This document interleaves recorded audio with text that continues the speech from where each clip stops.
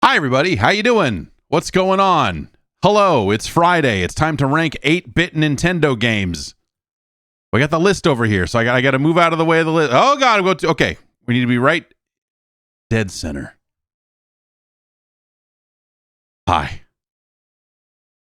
We're continuing to build this list, ranking every 8-bit Nintendo game released for the Nintendo Entertainment System during the system's original run.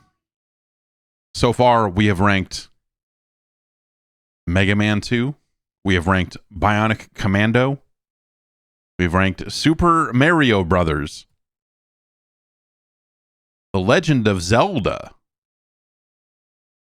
Just to name a few. And then we've also ranked other hot hits such as Pyramid and Operation Secret Storm, Raid 2020, and even Challenge of the Dragon. Cool boy! It has been a long and windy road week in, week out, lo these many years as we've built this list out. We have a fresh batch of games to look at here on episode 114. If you would like to suggest games for the list and help influence the order of the list, you can absolutely do so. Sign up for the advisory panel over at patreon.com/Jeff Gerstmann and suggest some games. Of course, you'll also get access to the Discord, and you get ad-free version of the podcast. You get a bonus podcast every week and more. So check it out. Check out the Patreon. Let's get into it. First up, Graz wanted to see this one, and I reckon it's time. I reckon it's time to see this. This is I would not say that I am extremely familiar with this video game. Much like other games that came out pretty late in the NES's run, like there's some stuff that I just was not really there for. So why don't we head over here? We'll make all this stuff show up here. What do we got? We got this. I got to select this. We got to wait for this. And then I got to hit this.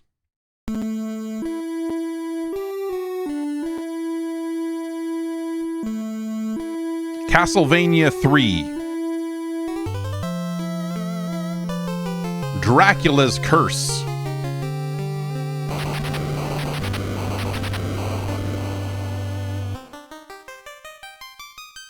$19.90 from your friends at Konami Industry Co. Ltd. All right, during 15th century Europe, there lived a person named Dracula. He practiced sorcery in order to create a bad world filled with evil. Yeah, he began taking over the continent of Europe, changing countries from good to bad. The good people of Europe tried to fight off Dracula, but no one was able to survive. Dracula tore down the east wing of his famous finally, the Belmont family was summoned to battle Dracula's vile forces. The Belmont family has a long history of fighting evil. The townspeople became afraid of the Belmonts' superhuman power and asked them to leave the country. Fortunately, the people found a mighty Belmont called Trevor.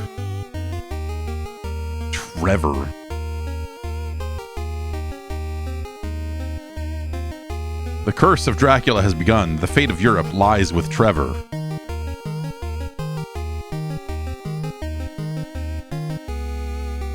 Anti-vampire super soldier Trevor Belmont.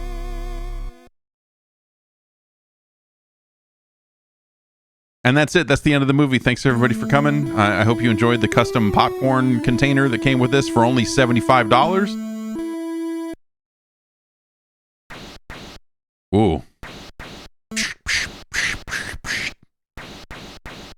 It's a good little noise.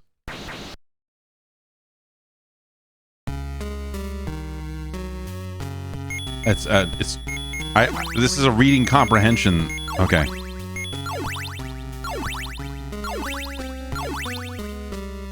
I was paying attention.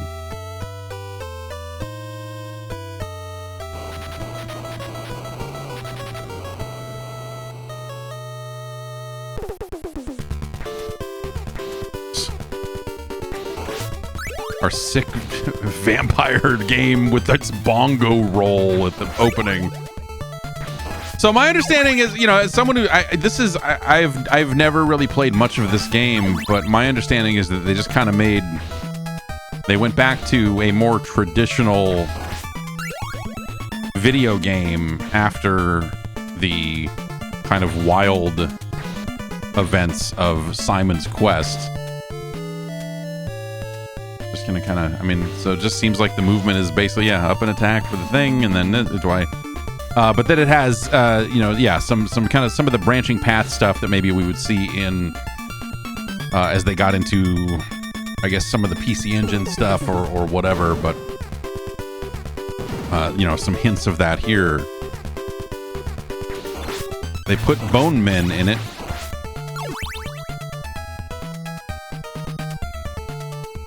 But I feel like the only conversation that I remember happening about this game is always about the soundtrack. It's always about, like, well, the audio hardware of the NES, and they, you know, like, it's always about, like, the limitations of the US version of the game, or the, you know, the differences in audio hardware. I feel like that's become the dominating conversation about this game, and less so about the quality of the game itself.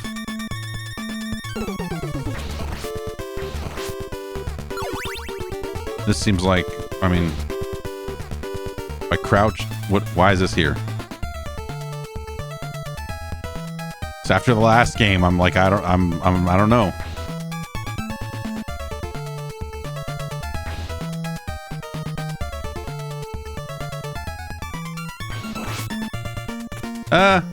Sure.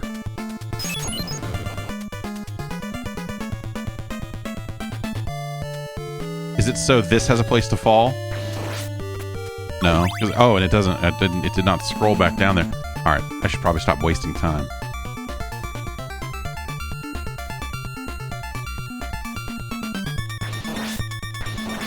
Something about the pacing of these drums is almost a little too militaristic. You know what I mean? Like, there's just, like, too many hits and rolls and everything. Like, it doesn't...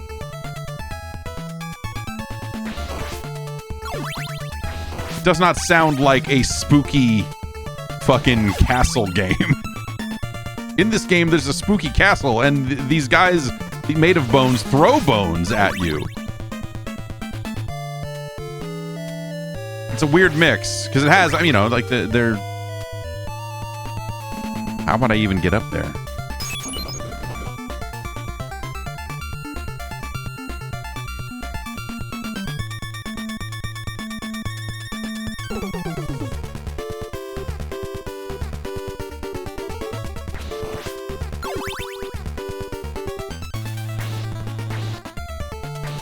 Ugh.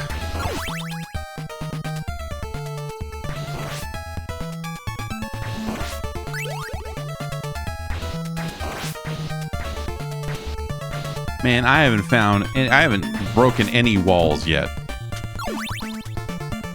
This game is some BS.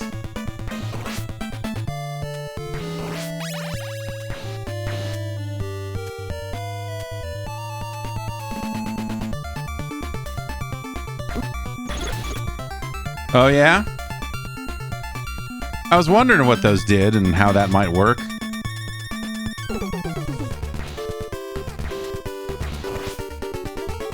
I like that they just, like, they throw, like, here's the room full of asshole Medusas. Like, they just, like right at the start, they're like, no, man. This is the third one of these. Deal with it.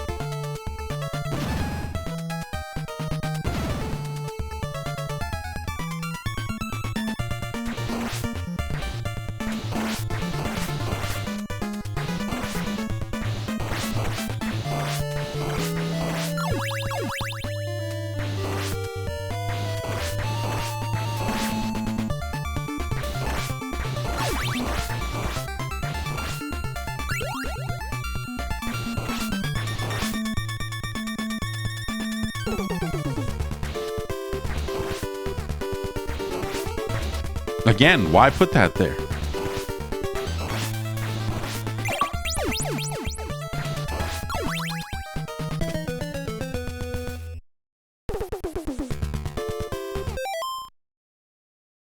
For some reason, I looked at that situation there and I thought, maybe this is a branching path. Maybe I can walk to the right or go down.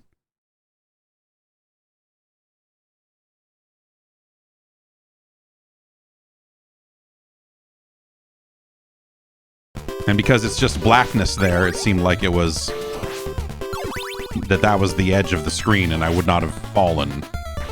However.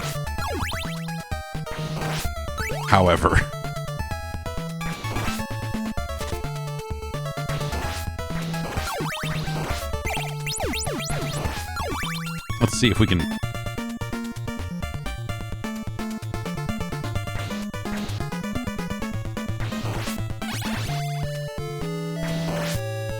Ah! He's fucking... Get off me, you creepy fuck! Finally, we broke a wall. Ugh. Alright, this game's okay.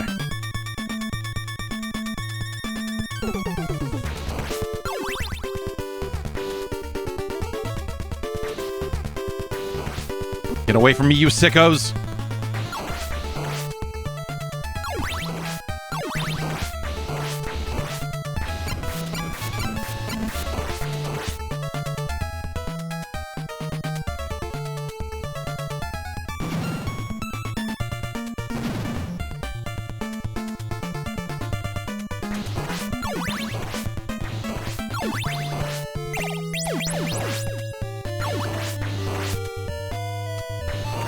A little staircase for you.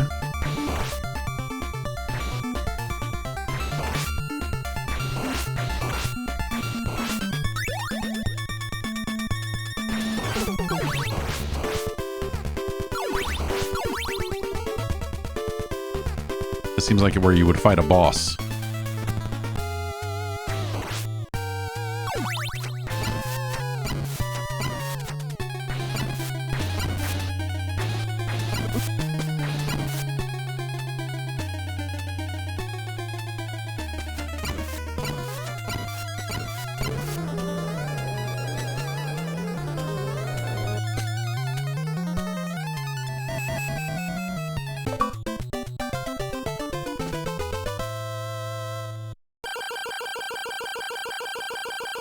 Okay.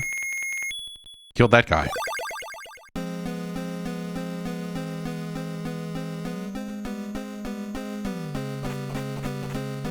Oh, look at this.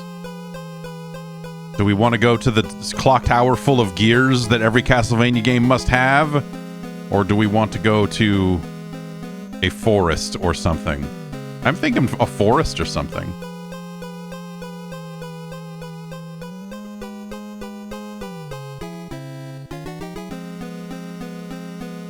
Everyone in the chat says go with gears, but I don't know. That doesn't, for me, has become one of the...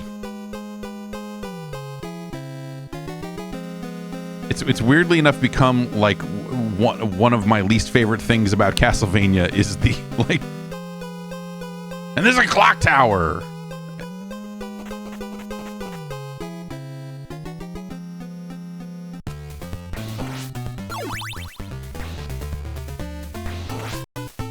No one told me there would be weird smashers here. I mean, I guess they were, you could kind of see them on the thing, but...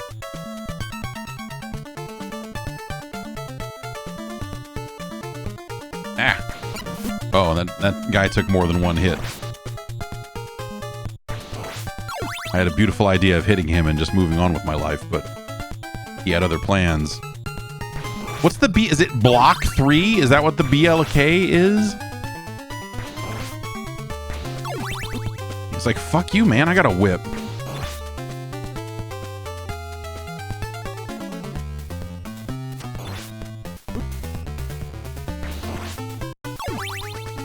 Can I walk off the screen here? No, it doesn't seem like it's that type of branching paths. It seems like it's more like... they did the thing where you come up to ground and the staircase is no longer there. Thing from the first game.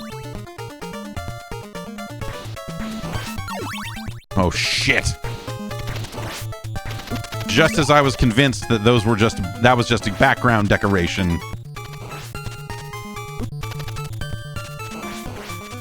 The eyes came to life and said, no, no. No, we're like an actual thing.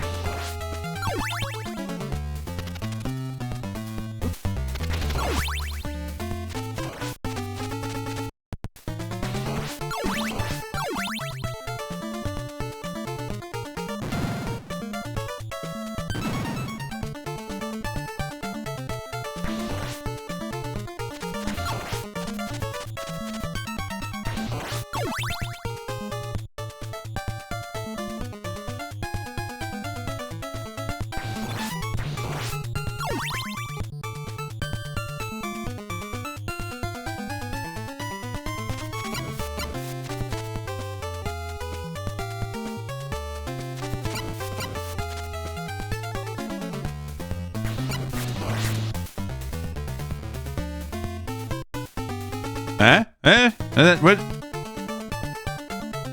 No? Still not that kind. Oh, what? Whoa!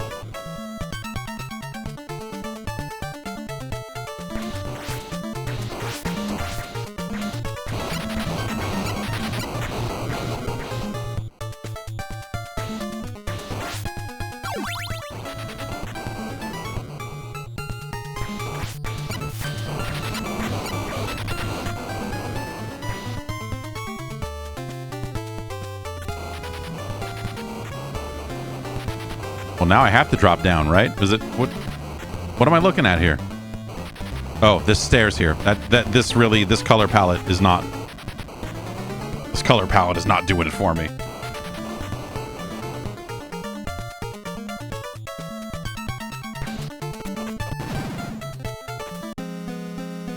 Oh. All right, see you later, I guess.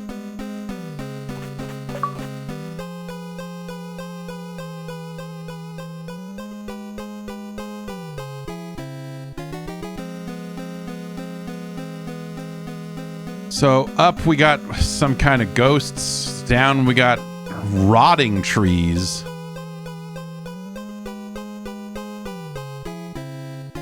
mean, I guess I'll just go. I don't know. We'll try up. We did down last time. Let's do up.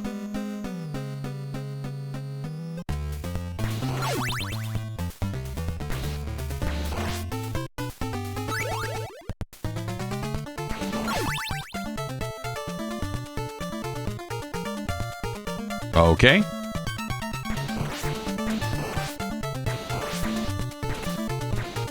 Fucked up flying jellyfish.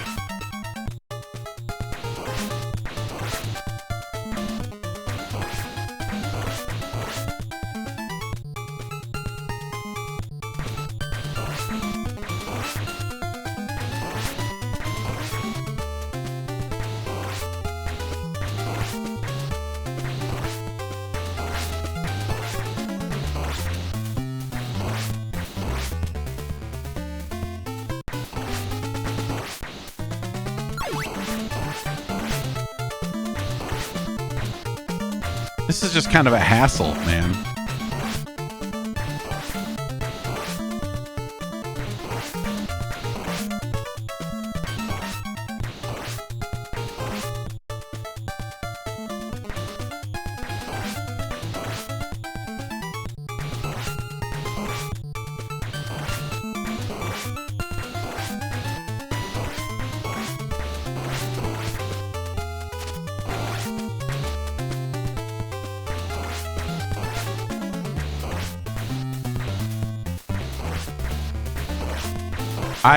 This.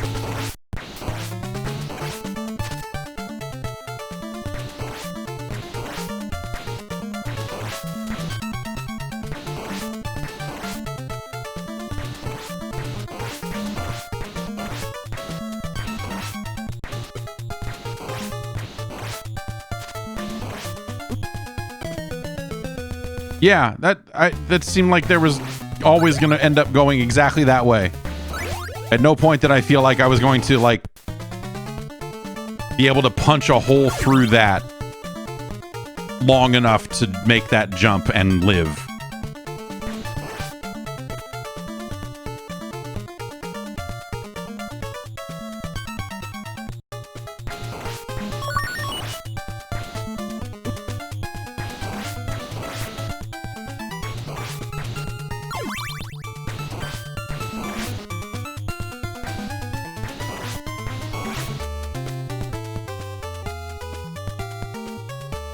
Seems like the answer is you just have to go.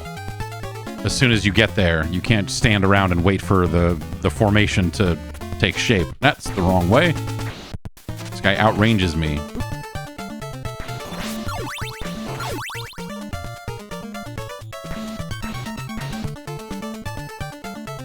This tile set, I don't, it's kind of ugly.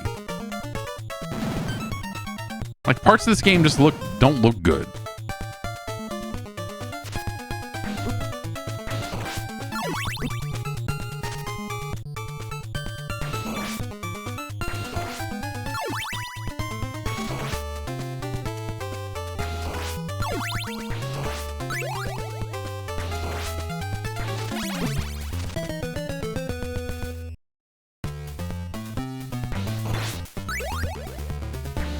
Like this like moss or whatever. I guess it's probably supposed to be like mossy rock, right? But it just looks.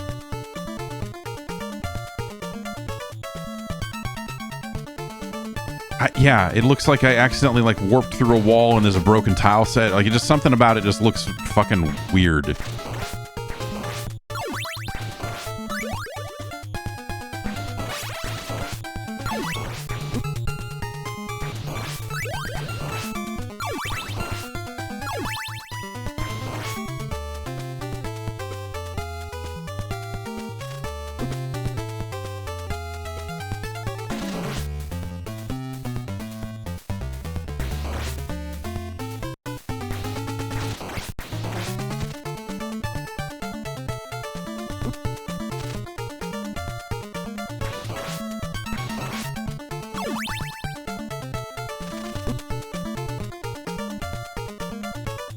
Okay.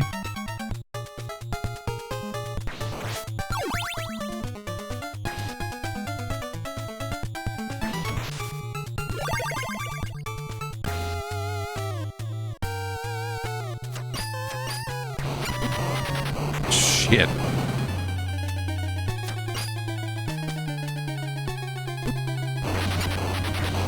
Hammerman hits you for 4.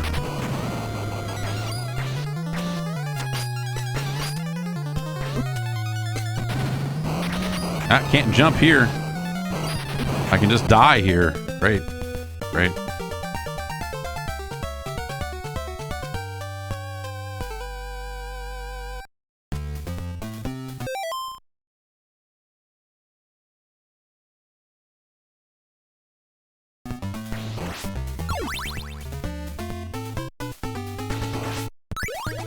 All the way back here, huh? No shit. Felt like that thing was pretty far out of the way when that happened, but okay. I guess I clipped it. Yeah, sure.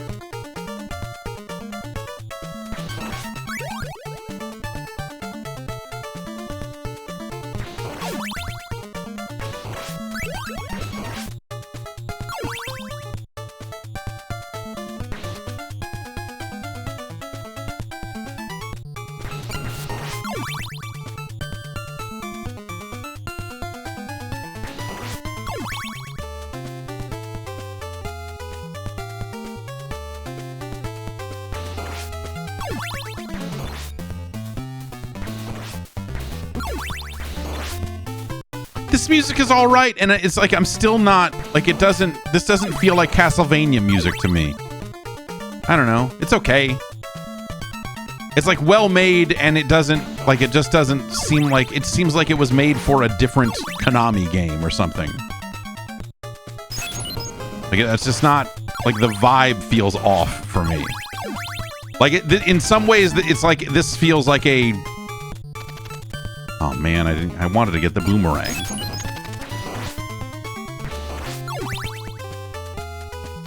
Fuck you, fuck you, fuck you.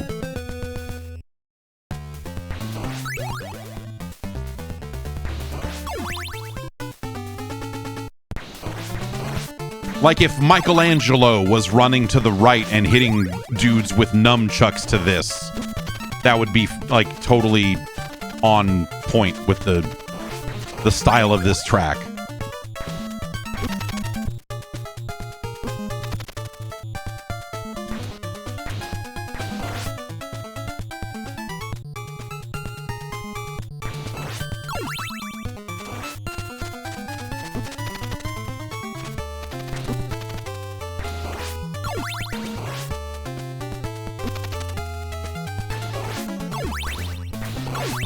It's because the drums are just very like motiony. You know, like the you know, it's a bop, like you're bopping along. You know, this is not Simon Belmont walking around whipping skeleton music. This is like 9 other Konami games. You know what I mean? Yeah, this doesn't sound right to me at all.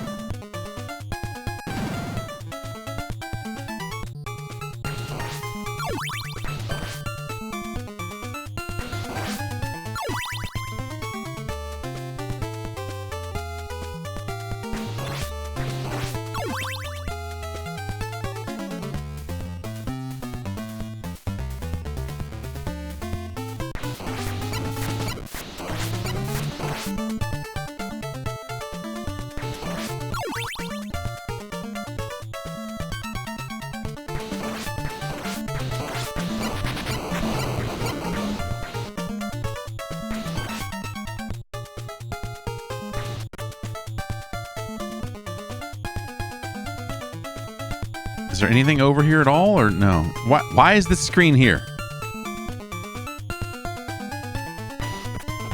Oh, it automatically walked me there. I thought I could go try to whip those blocks or something.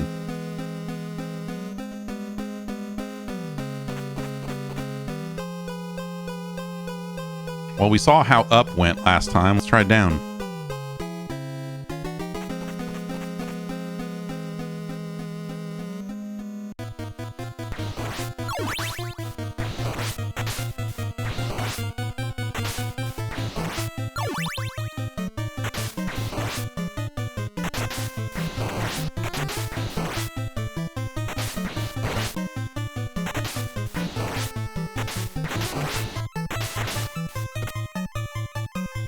I was like, man, I hope I don't die in the water because there's no way I'm going to make this jump.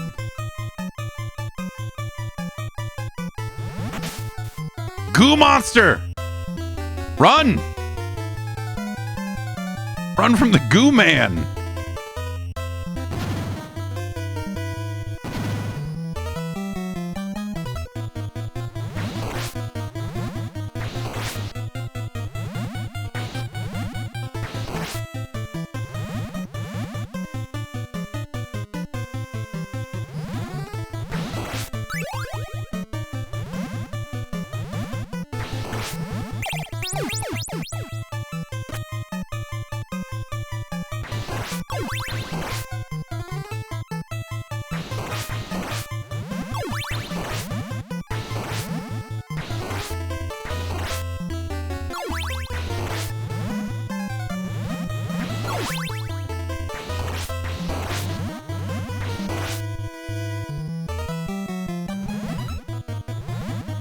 Evil goo creeps.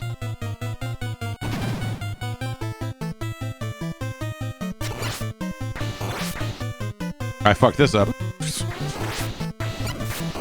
What if I just crouch here? Oh, you're just going to come down and get me? Okay, yeah, alright. It's understandable. That's what I would do. If I were like a weird... What is this? Oh. I was like, this seems like a bad guy. Great. Fuck, man. Okay. Oh, okay. All right. At least we started Weird Frog. This is going good. Man, it's fucking... This stuff hits hard.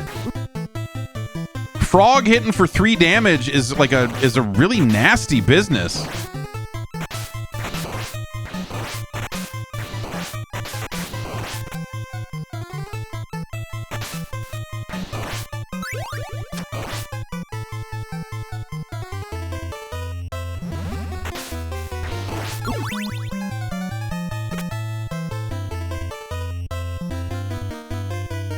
Okay.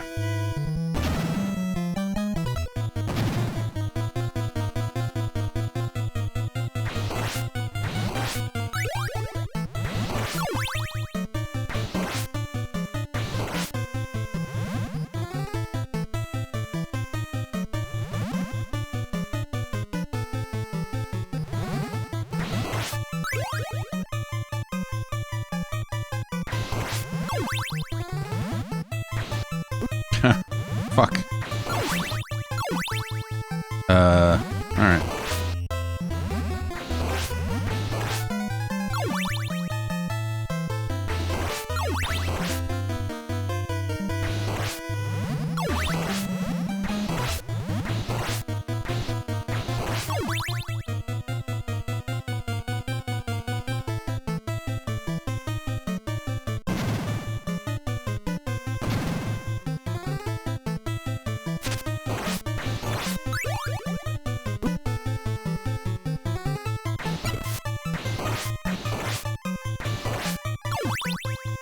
So what is it? Is it I can't hit them when they're like this, but I can't touch them either? Is that?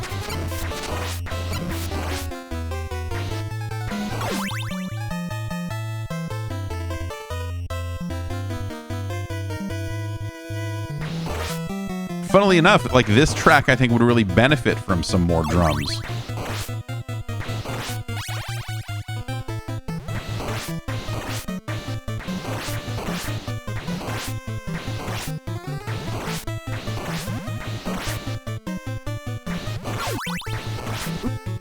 Fuck off, man.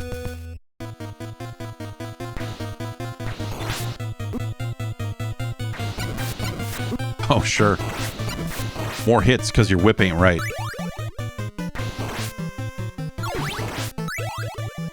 Yeah, I guess I can see, you know, like, you know, again, having mostly experienced this game through the lens of people mad about it for one reason or another compared to the Japanese version of the game. I see now why so many of the conversations about this game are about that.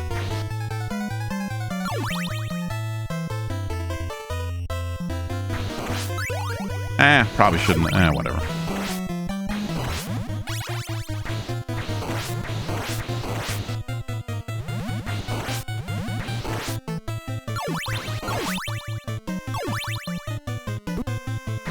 Oh, these are ceilings. I can't jump there, apparently.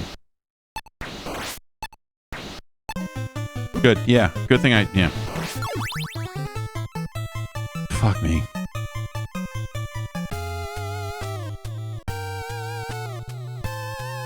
Now do we fight some? Okay, I thought we were gonna fight a goo boss.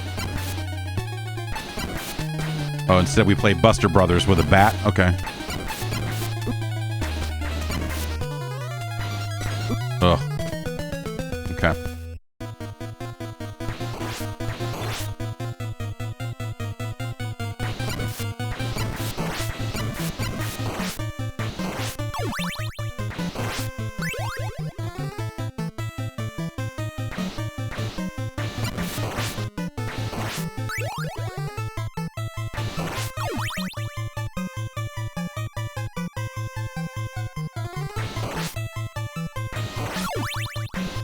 Fuck me.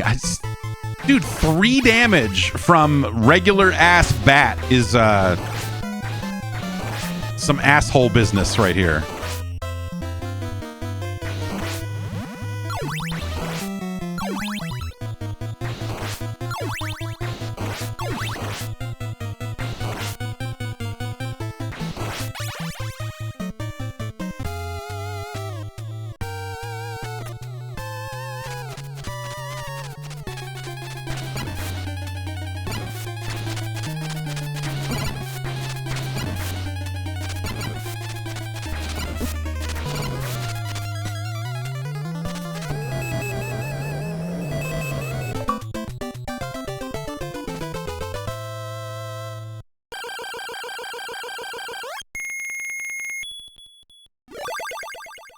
Hooray.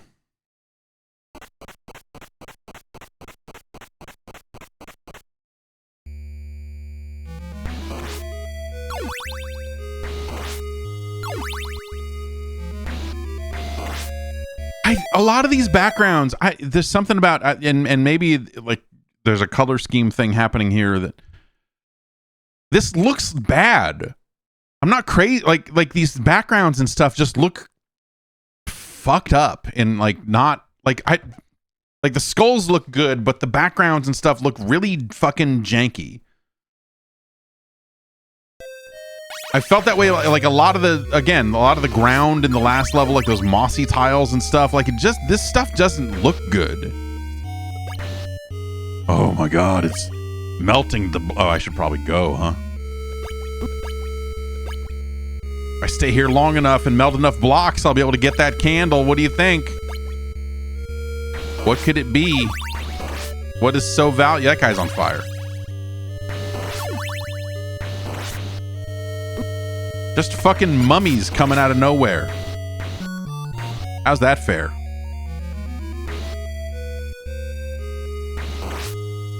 Me having to walk all the way back to not fall down. How's that fair? Oh no, never mind.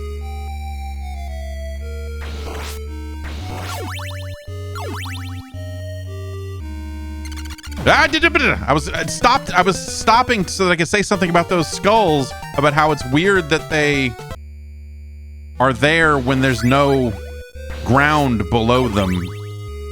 Like here it makes sense. They're sitting on the ground behind you.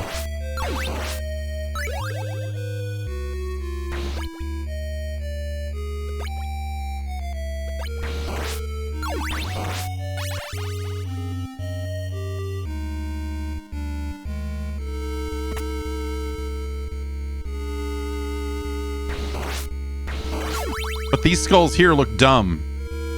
Just sitting on nothing.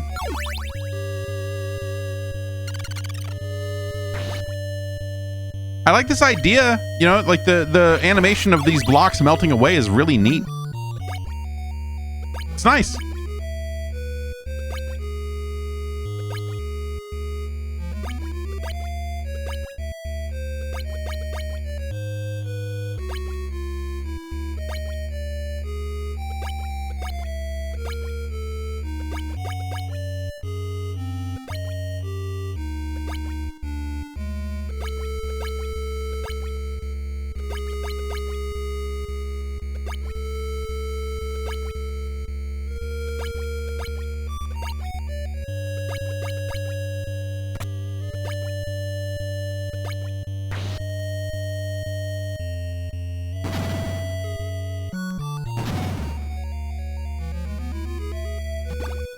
Now I'm down here with fucking Donkey Kong Jr. enemies.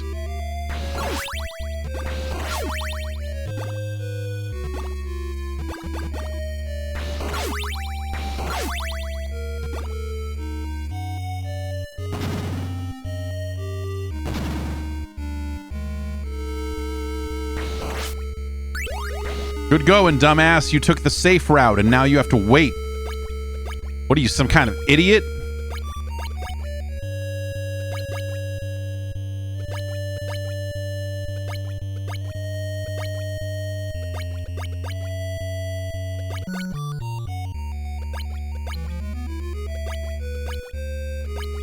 This is,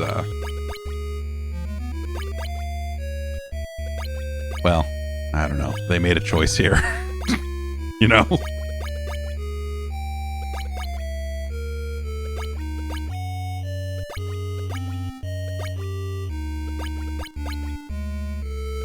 Oh, I guess getting to the high one is the hard one here, huh? Because you have to get there before it melts away.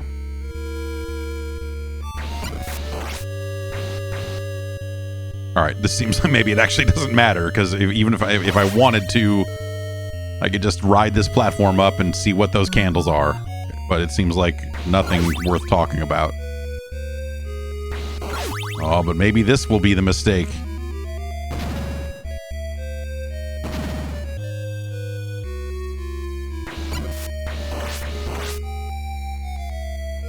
Doesn't really seem like it. Maybe these jumps would be easier if... Yeah, okay.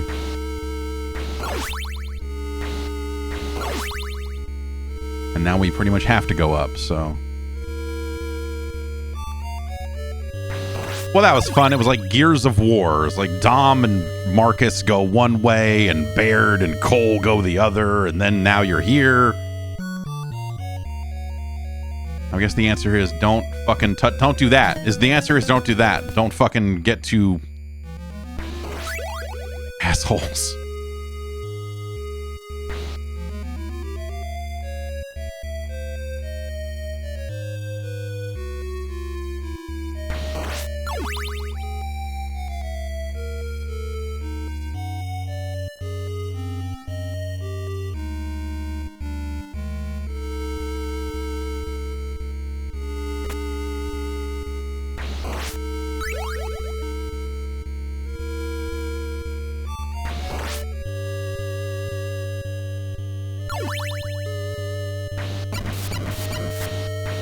Yeah, I'm guessing these things are invincible, right? And they put you into a Oh, okay. The inconsistency around ceiling heights and when you can jump and when you can't is not cool. Like if you can jump at all, your head will pass through any blocks it sees. But if the blocks are immediately below you, see, I can pass through these, but if they were immediately below me, I would not be able to. This is not great.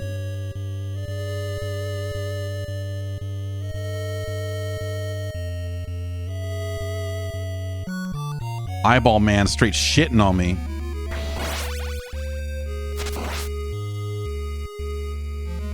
This looks like where a boss fight would happen. Again, like a lot of the backgrounds and stuff, this stuff looks like ugly to the point of feeling kind of broken. Oh, it's him.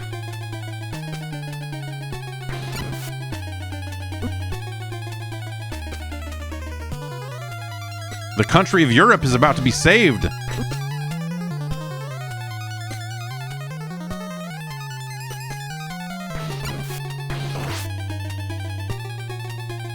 Well, now oh, okay.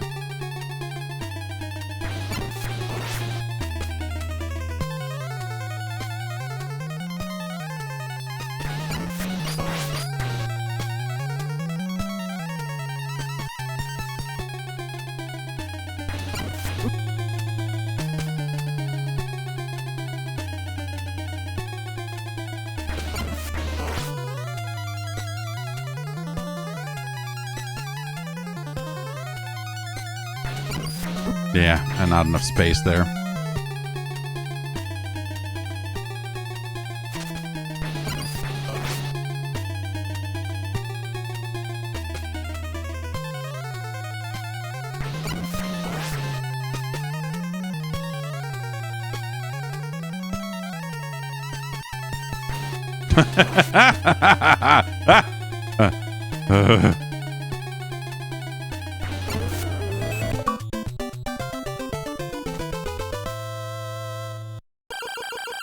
All right, roll credits, I guess.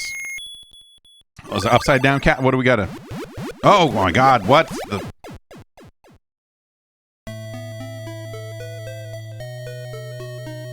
I'm surprised you beat me. I've been waiting for you.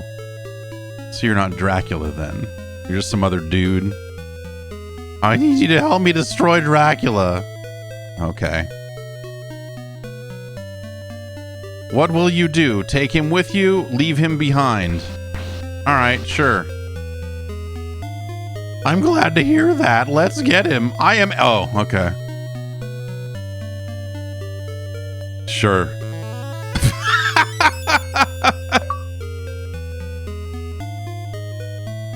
The handshake of friendship.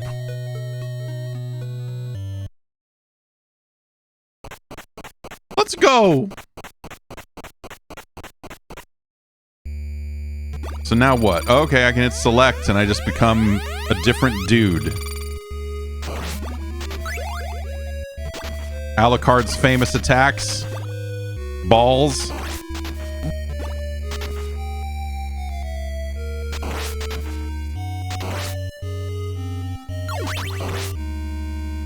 You kidding me, right? This game didn't really come out. This is like a ROM hack or something. Like someone made a really elaborate Castlevania ROM hack, and that's what this is, right? This is not a real game. They didn't really make this, right? This is...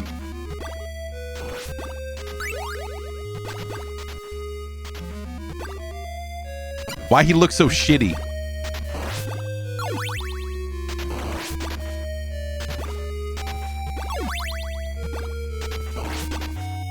Why does he look like Walter Goggins in like a fucking cape or something? Like, what the fuck is happening here?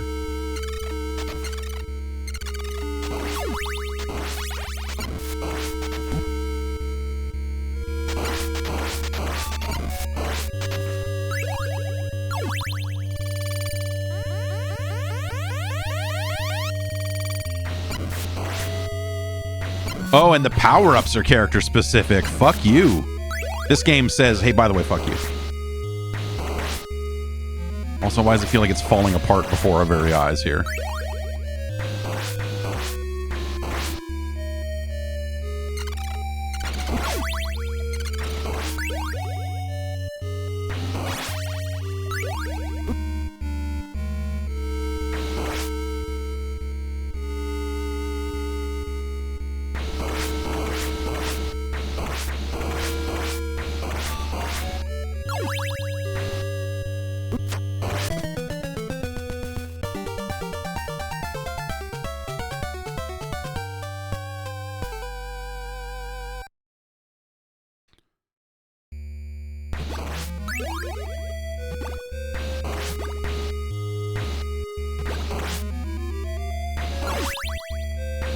I like that, like, I mean, what did this seem like when you first encountered it? Because, like, you know, the game doesn't spend time going like, hey, by the way, you know who Alucard is? Like, you know, you wouldn't know at this point, right? You'd just be like, I fought a guy who was a vampire, and then I set him free, I guess, and now he's Alucard.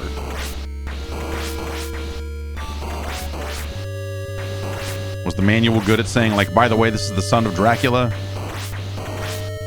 Infinite mummies. Finally, a Castlevania game that answers your prayers with infinite mummies.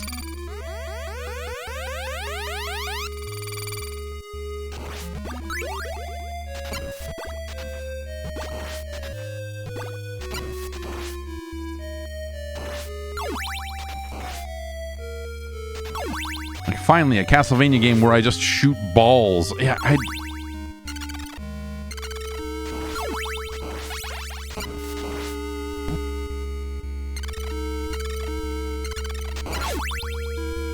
and his balls are weak. Alucard's balls ain't shit. Ah, you suck. Fucking mummies.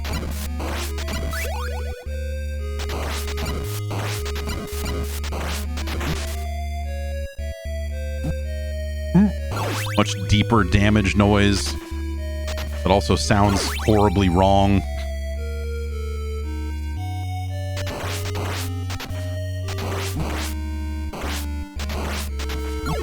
This is a motherfucker, man. This is like super annoying.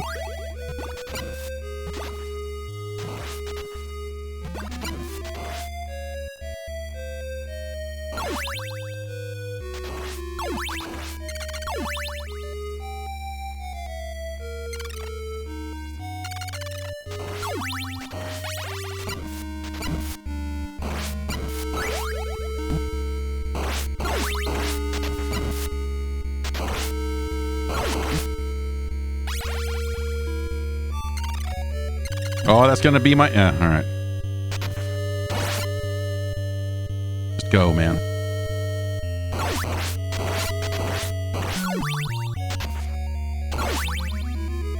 Dude, yeah, this is... they've made this a real... They've made a real pain in the ass here.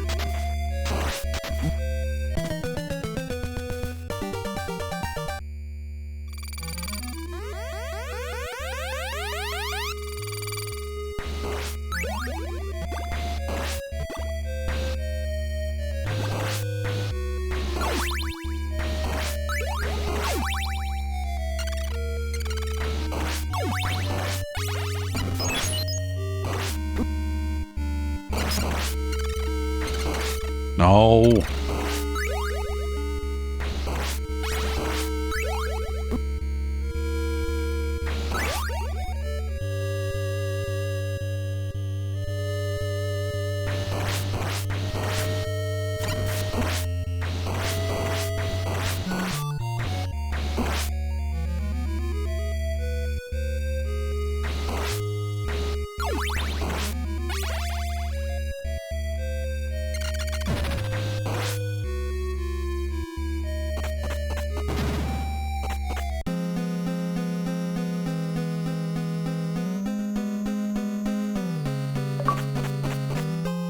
Oh, now we're going right to left.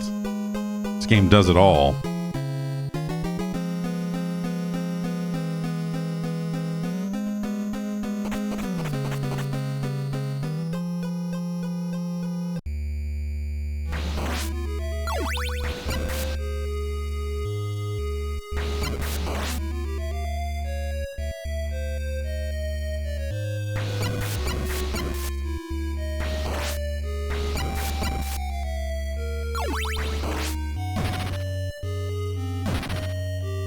Want to get up there? You can.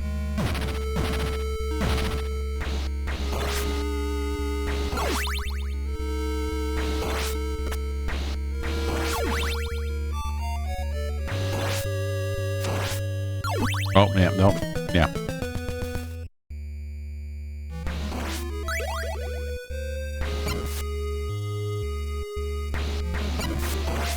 This music is certainly creepier than a lot of the music we were hearing earlier. I don't...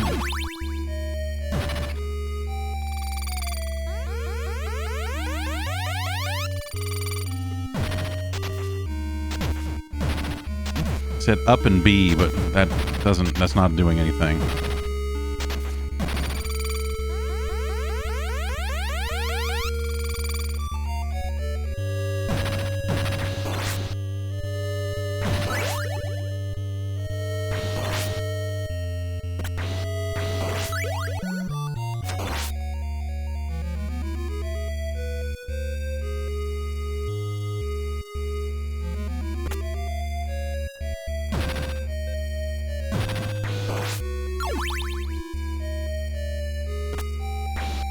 Hi, what weird thing are you? Oh, it's this guy.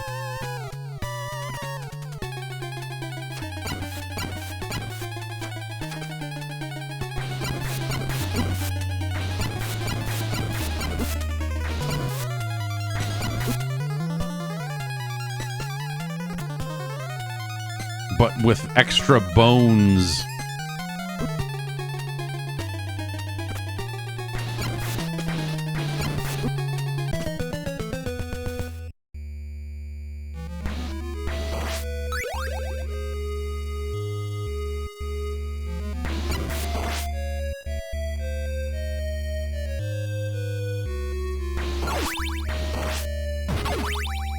Down in A, you say. All right, let's try that.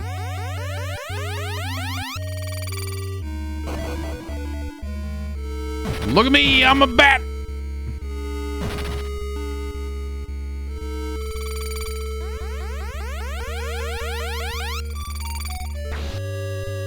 Oh, cool. I'm glad we made it up here. This was worth it. I'm glad they put this here.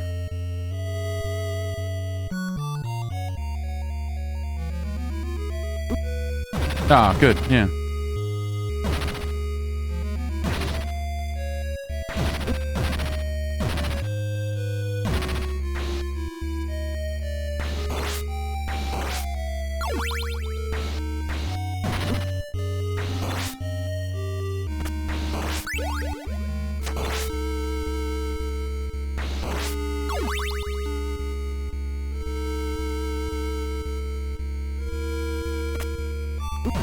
Good.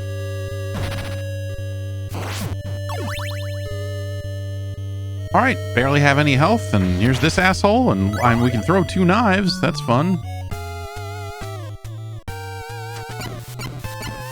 We're out of knives.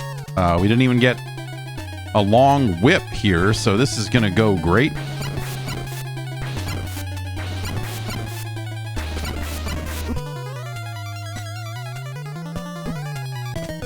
He just says, hey, I'm walking here. This is,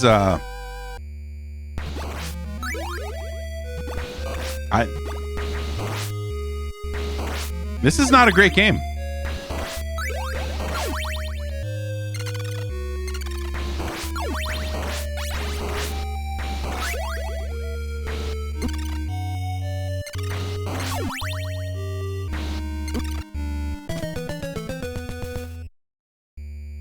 Like, scientifically speaking, I think a lot of this level design is really, like, it's worse than the first game. You know, it's like they clearly wanted to move away from Simon's Quest and all of the shit that game tried, right? Like, that game, say what you will about that game, they did some stuff there, right? I mean, I really appreciate that game for what they did. Yeah, I'm just...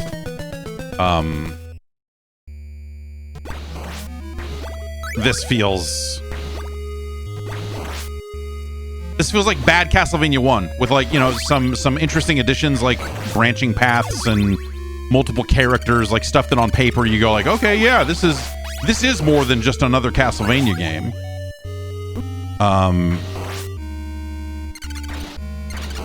but I like this stuff seems worse.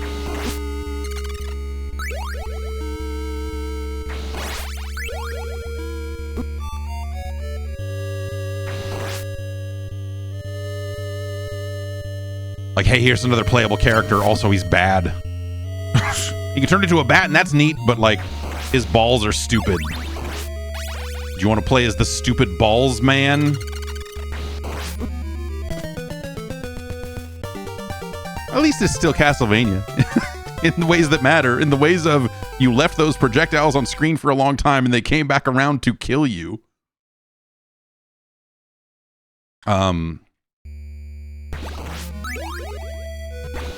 If anything, I feel like this game makes me appreciate Simon's Quest even more. Because I think, you know, like the rap on this is like, oh, well, you know, yeah, Simon's Quest was such a, like, weird mess that they never really made a game quite like that again. You could argue that more modern Castlevanias took some inspiration there, but, you know, it's not really, I mean...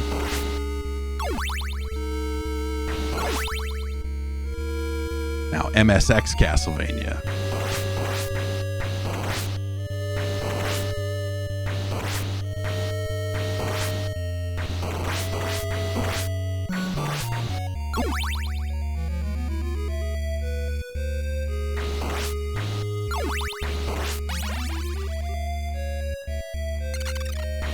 I did the thing again. Where I didn't stop and wait for all the fucking mummy wraps to fly off the screen. But some of this level design of just like, here's a bunch of mummies and they spawn forever, fuck off. Like, I think that stuff is, that's not fun to deal with. That's not like, those aren't like exciting encounters.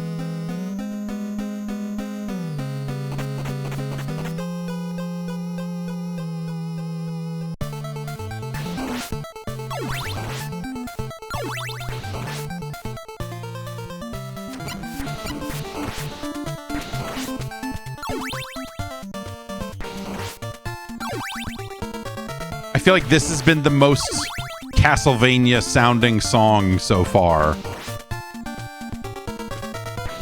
But even then, I would say it almost sounds like maybe a little too derivative.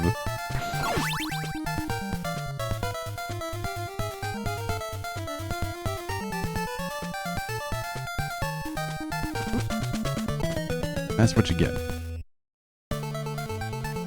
But I think a lot of this music feels out of place to me. A lot of this music just feels very... like it could be in anything. Like, none of this feels like Castlevania music.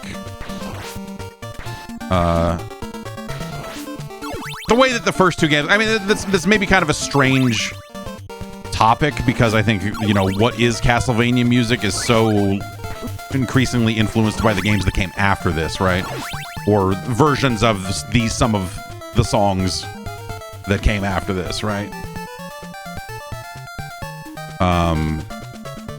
I feel fucked here. What am I? Okay, so maybe if I do this.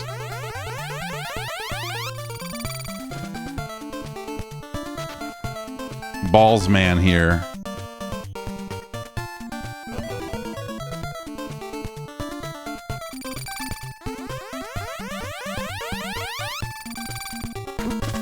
I mean, at least I didn't die. Fish guys. Oh, you thought they were gonna make a Castlevania game without us? Blah, blah, blah, blah, blah, blah. Fish guys.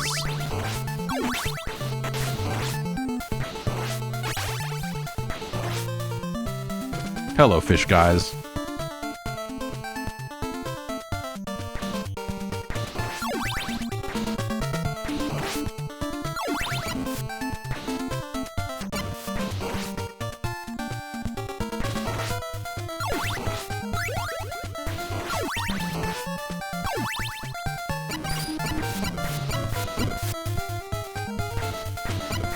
Why everything hits so hard?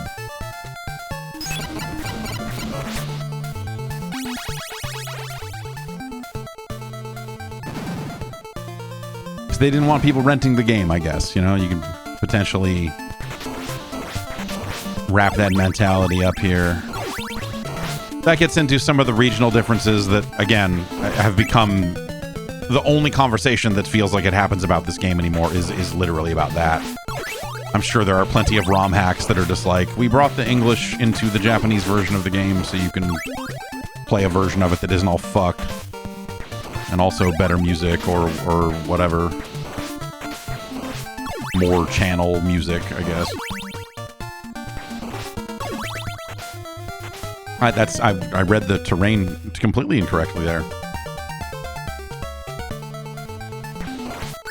All right, Castlevania 3. That is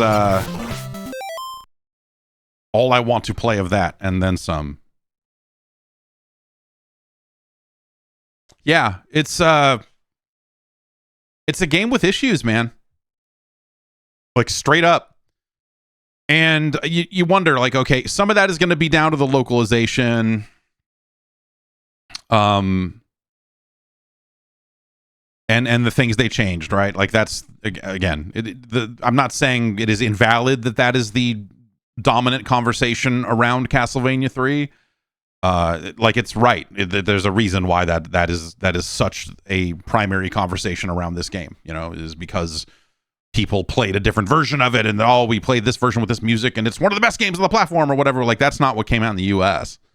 What came out in the US is this version with like pretty like kind of fucked up difficulty stuff, just in terms of how they handled the damage and everything. Like it's like that's not a good time.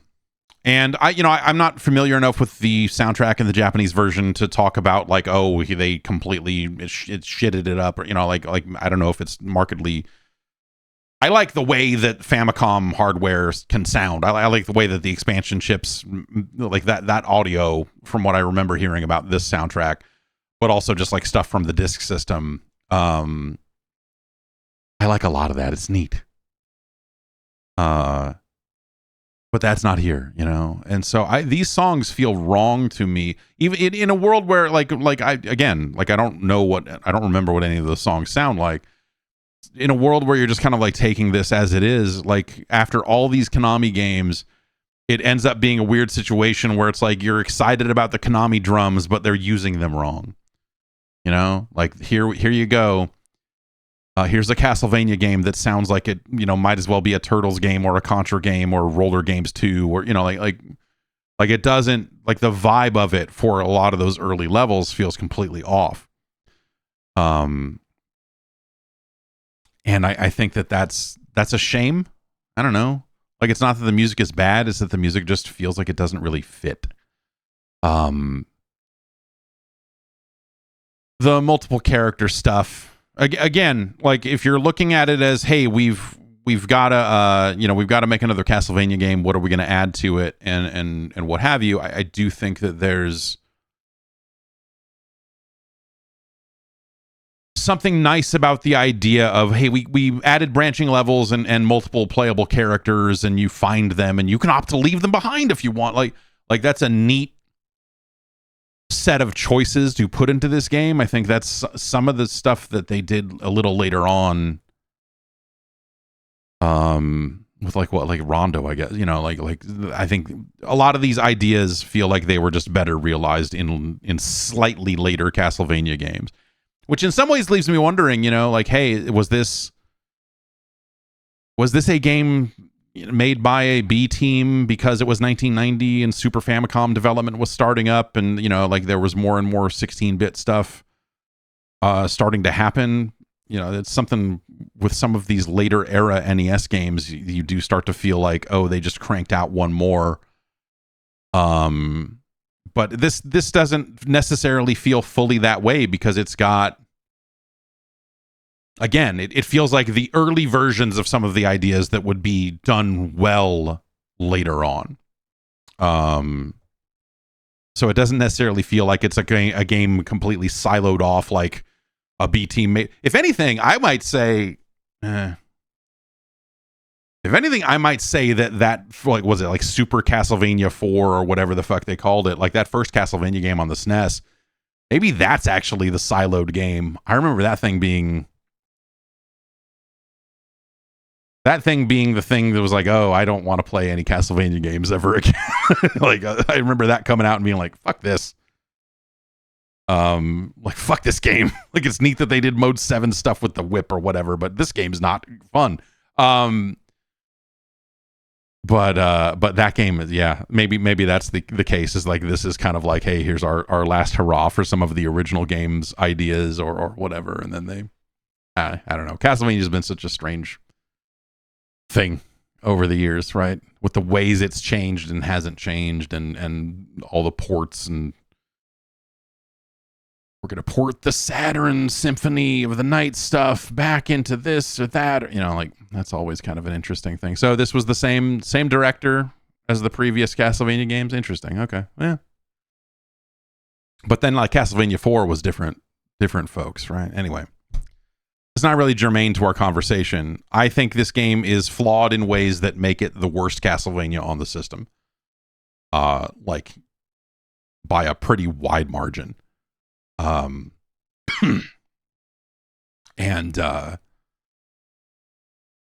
Yeah, it's just like, in terms of level design and execution, I think a lot of this stuff feels really, really rotten. Castlevania 2, like, when you look at Simon's Quest, like, Simon's Quest, like, the problem with that is one of, like, localization, right? But it's a game that had ideas and executed on them relatively well. Like, it took things in a different direction. It created a different blueprint that could have been the future of Castlevania. In some ways, I would, like, rather than this game, I think what would have been a more interesting game is, hey, we're going to take the ideas of Simon's Quest and directly follow up on them, and make a clean version of that, like a better version of that, hey, we're going to put some stuff like, hey, it's got a map now. Hey, it's got this. Hey, the text is not complete bullshit. Like, like, there's stuff there that I think would have been just really interesting.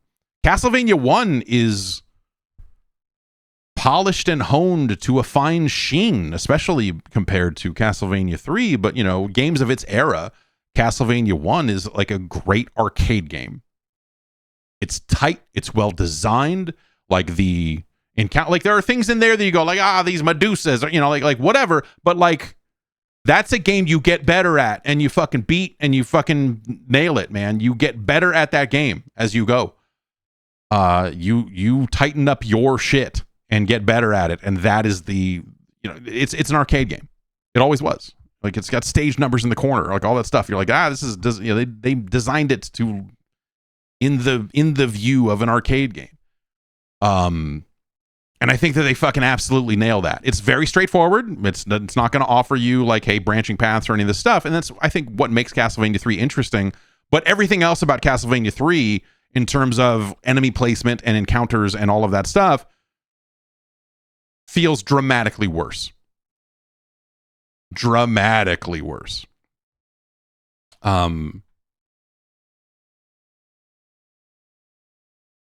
And, and then you get to, like, well, the music in Castlevania 1 is a lot better.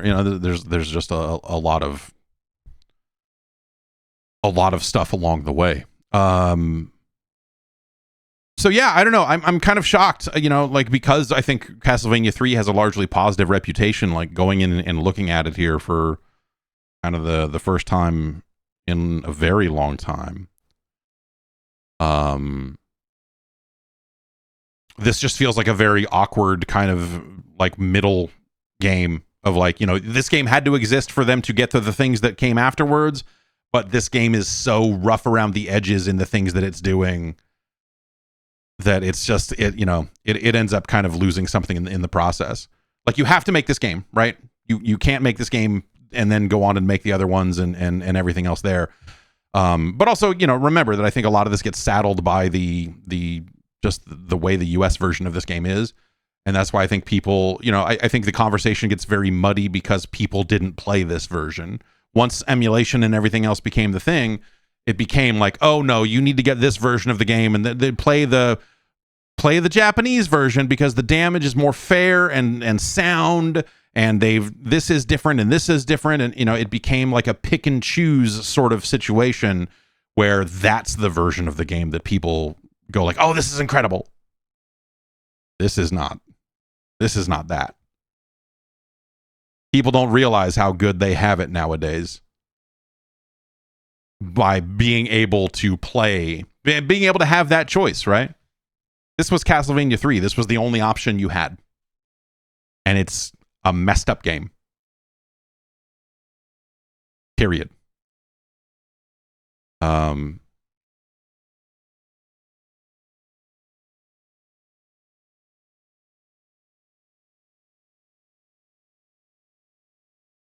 It is certainly no Castlevania.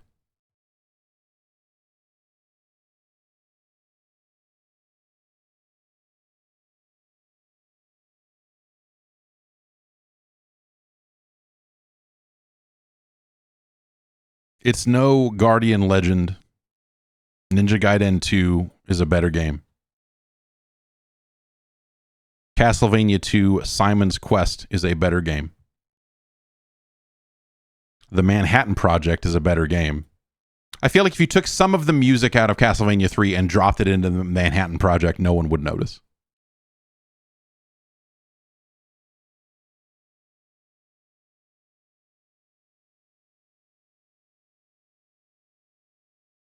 Like Batman the video game's a better game.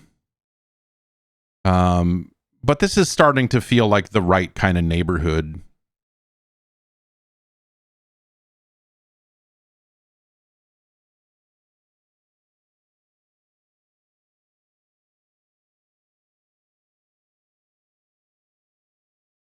Yeah, this is feeling like the right neighborhood. I mean, if we're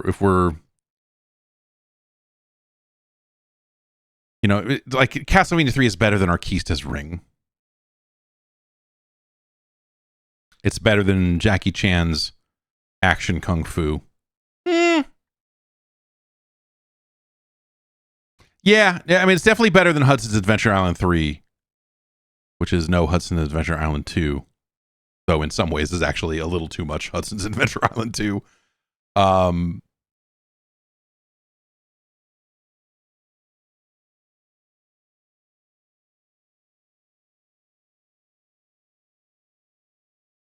It's better than Pipe Dream. It's better than Section Z. It is better than Ninja Crusader. It is better than the Young Indiana Jones Chronicles. It is better than Al Unser Jr.'s Turbo Racing. It's better than Slalom. Is Castlevania 3 better than Amagon?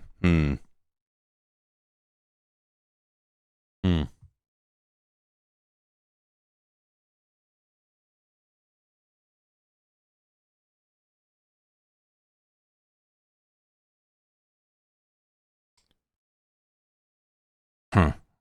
Yeah, I guess it's better than Amagon.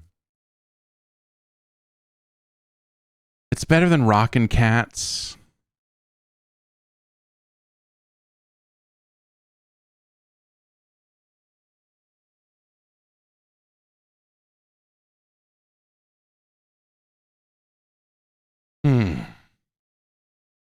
It's better than Spot, the video game.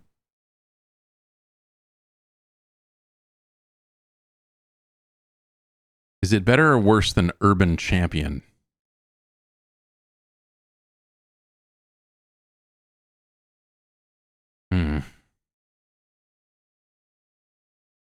Urban Champion's pretty cool.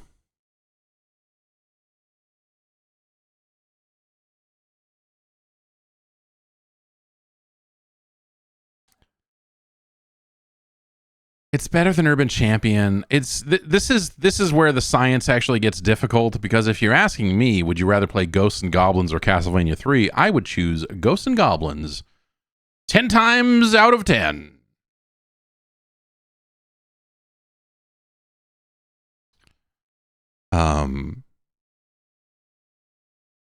But scientifically speaking,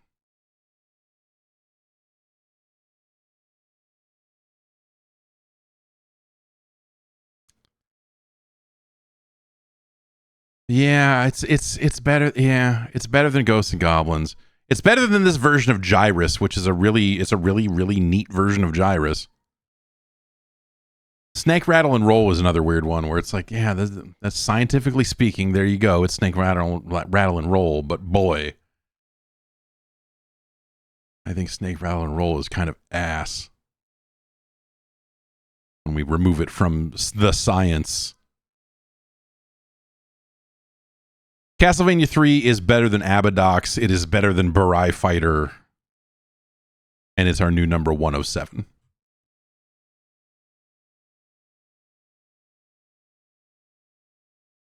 Okay.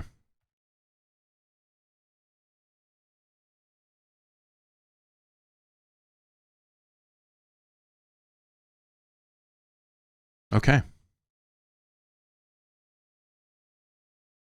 Nice. That was nice to dip into a big game now and then. We got a handful of them left. What a bummer. That game, it's again, all, one something. It's not like it's super low on the list. But I would say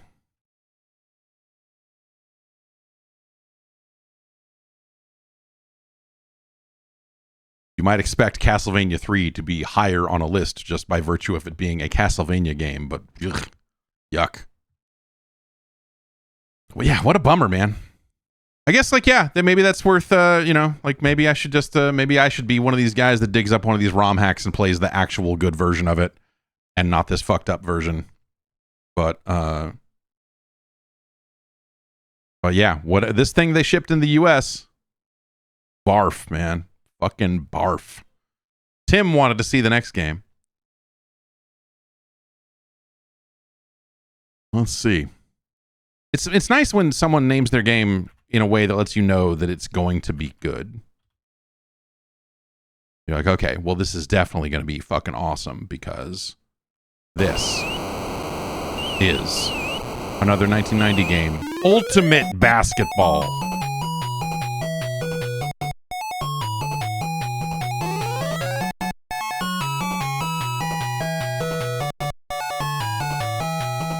From your friend Sammy.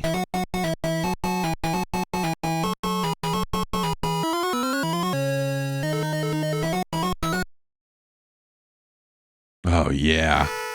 I'm liking the look of this. I must have rented this at some point. That screen looked weirdly familiar. No, why would I rent Ultimate Basketball? It seems impossible that I've played this game before. No, this does look familiar. I don't know.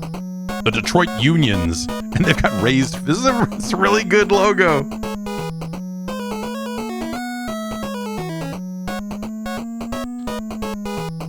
The New York Powers punching down. I see how it is, New York.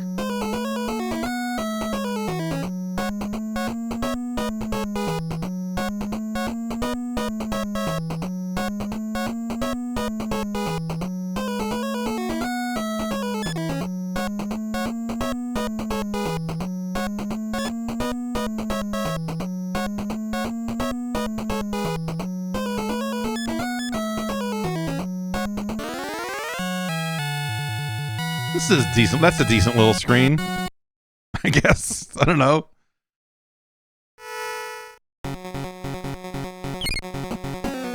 Oh, good.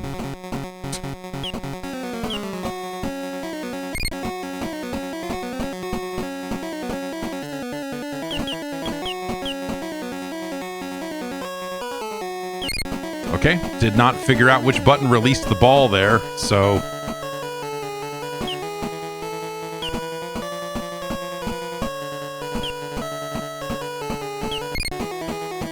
I didn't push nobody.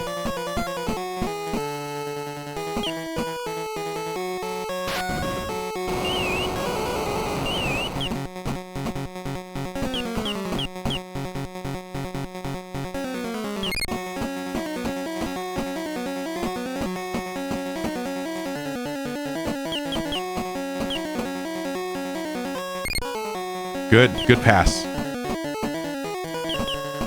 This is... Started his jump from behind the hoop.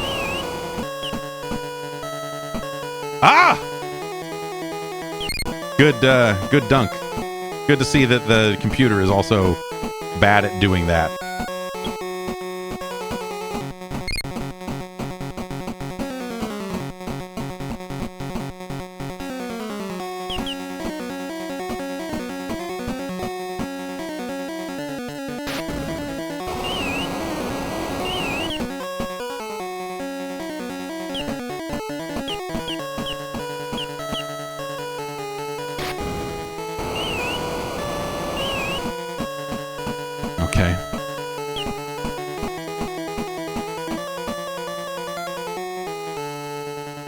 Cutscenes for 3s too, huh?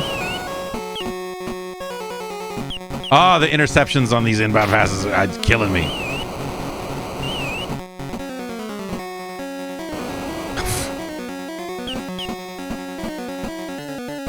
This is on the lowest level of difficulty, and it's just snatching every single fucking inbound. I don't have control over... I don't have any real control. I guess I can pick who it's passes to, but every guy looks like they're covered. Like, fuck you! Fuck this! Are you fucking...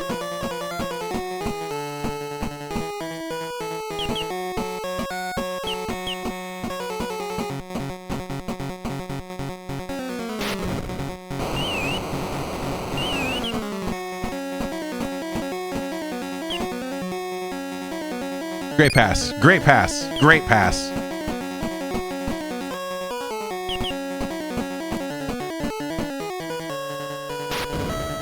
Like, I don't know. I don't think I play any real role there. Like, if I have a player that's close to the dunk, then he shows up on screen, but it doesn't.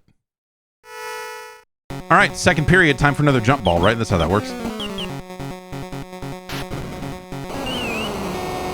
I've scored again.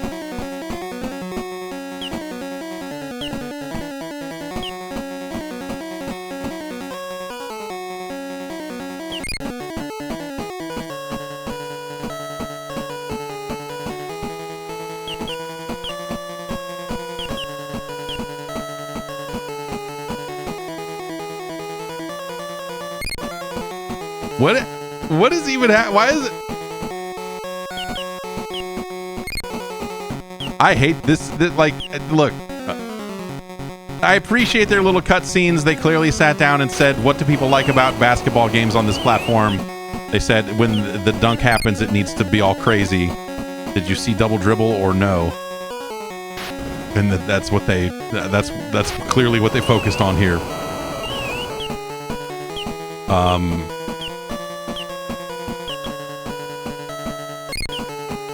Can't even fucking shoot the fucking ball. Oh no, he pushed me. I see. So at least that was on them. I was wondering if there was just a cutscene for every single shot in this game, because that would take forever. Some real Michael Jordan in flight type shit.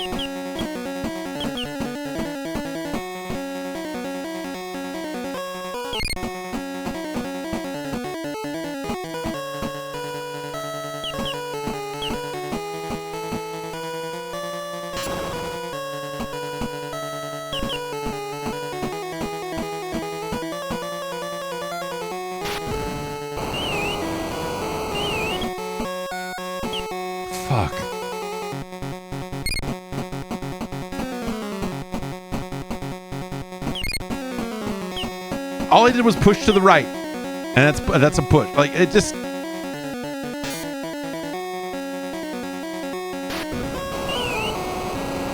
This music is like a cleaned up version of the... What is it? The GB Hunter? Or would just play music the entire time at a very unenjoyable volume.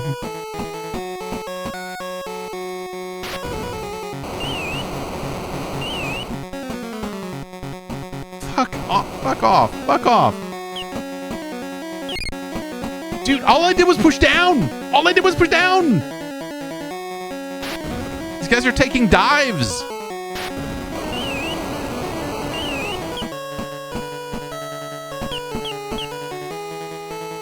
This is terrible. This is like one of the least fun to play basketball games I have perhaps ever played.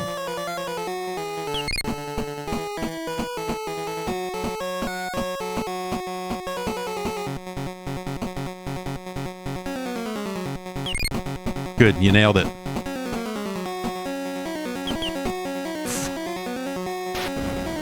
Suck my fucking ass. All right, second period is over. Do we get a halftime show? You guys gonna dance? What are we doing? Okay.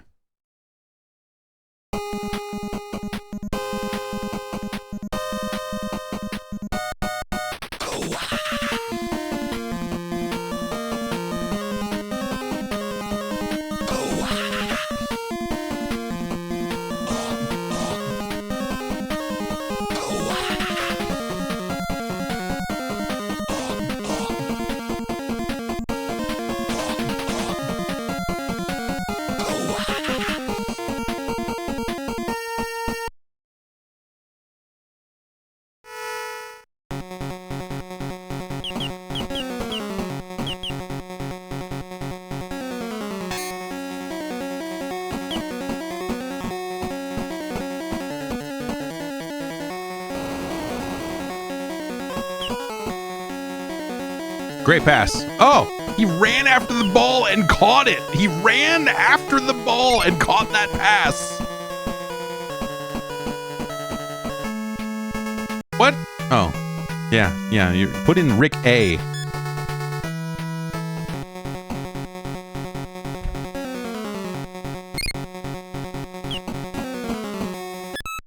Are you fucking shitting me, dude?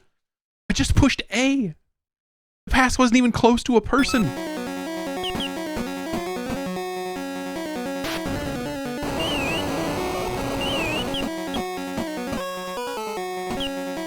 Maybe difficulty 1 is like number 1 best in the world difficulty. Maybe I picked hardest. I don't know what to make of this. This is fucked. I can barely get the ball in bounds.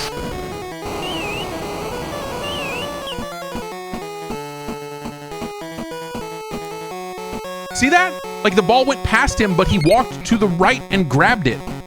Like this is a criminal act. This is an illegal video game.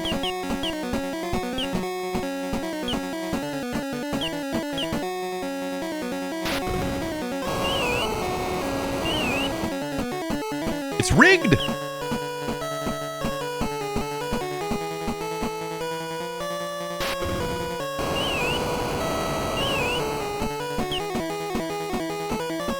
Oh, I can't. I was going to try to pause the game to make substitutions or something, but it won't let me pause it when the ball is not in back. Great.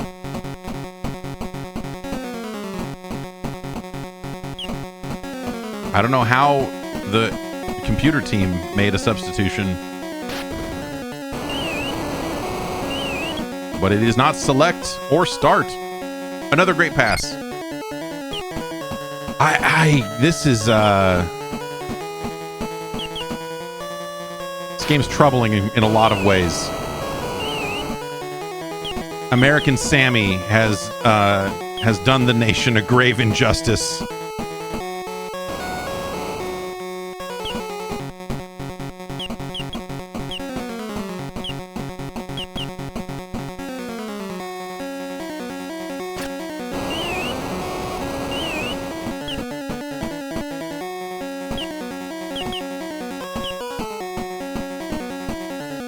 My players seem a little slow. It almost seems like maybe if I could like substitute, like if I could get maybe replace. Oh yeah, cool.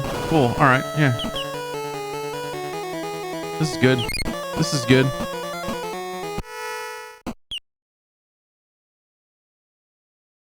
If I just like played a bunch of like dialogue from the hit Nick Nolte film Blue Chips.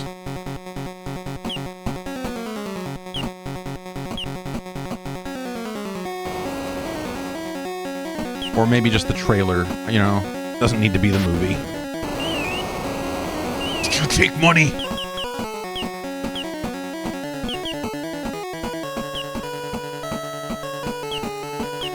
What was that?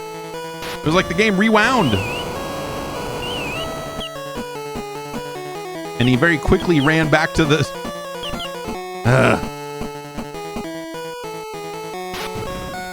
It's like... I've accidentally enabled some kind of secret online mode. It's nice to see Ultimate Basketball re-implemented with rollback. How do I take players out? Oh!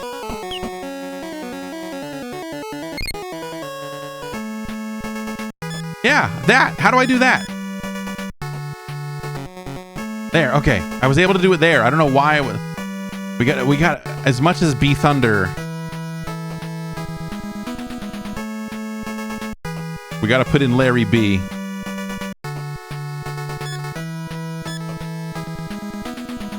Ray W is ready to go. Paul M. We'll put John T in. Michael J. really been letting me down. We're gonna go with Ford H.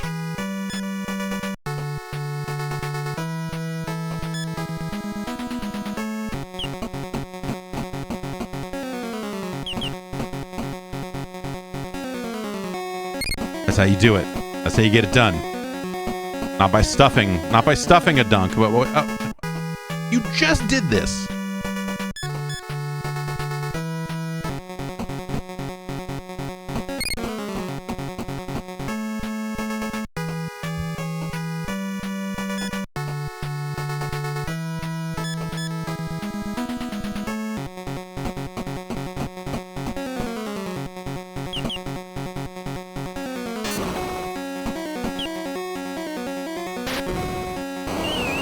The music has just a real, a real unlicensed game vibe to me. Like, this is...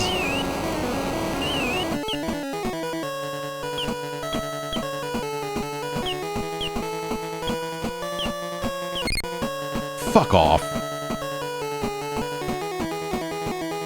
Is it a fucking charge? I can't even get close to a player without bad shit happening.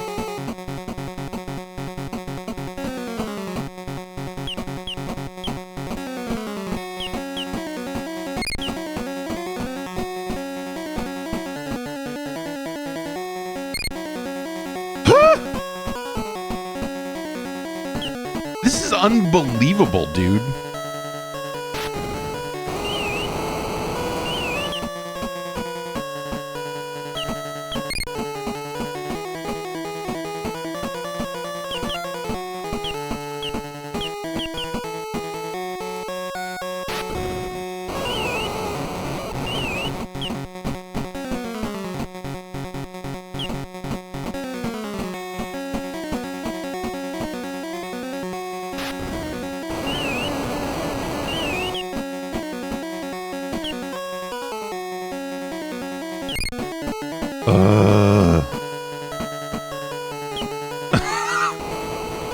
It's like you kind of want to pass quick because the time is running, right?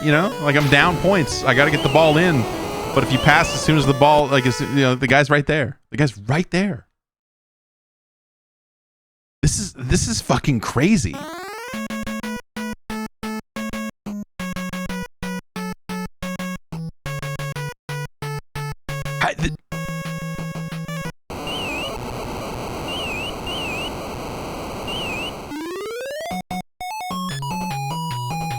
So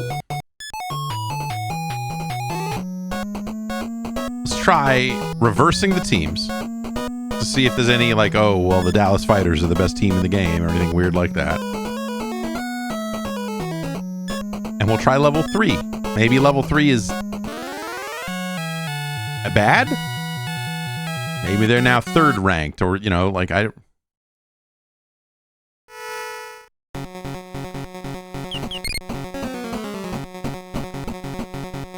Oh, this guy's like way faster than anyone or maybe just the whole game is faster on level 3. Good, opening it up with a great pass.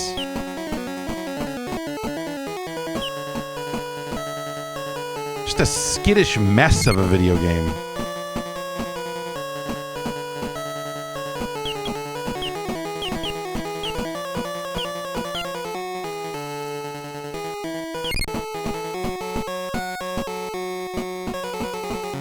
I like that they didn't. It feels like they never ever. They did not put in any kind of state for dunks where you release the ball and it fails to go in. It seems like the only options are you make the dunk or you get called for traveling. And so when there's a guy in front of you, I'm hitting the same buttons I always hit, but I think because that guy is crossing in front of the hoop, he doesn't even, like, I can't release the ball. And so it just gets called as a travel.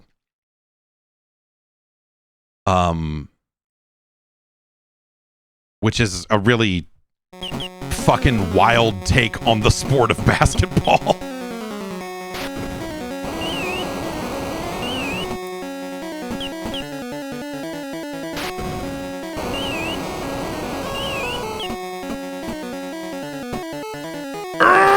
This is a really. This is deceptive, man. Because like this isn't. You look at this game and you don't immediately think of this game in the same way you think of the LJN sports games, MLB and NFL.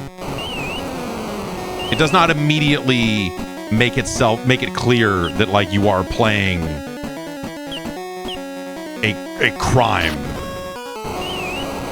But this game is like right down there with those.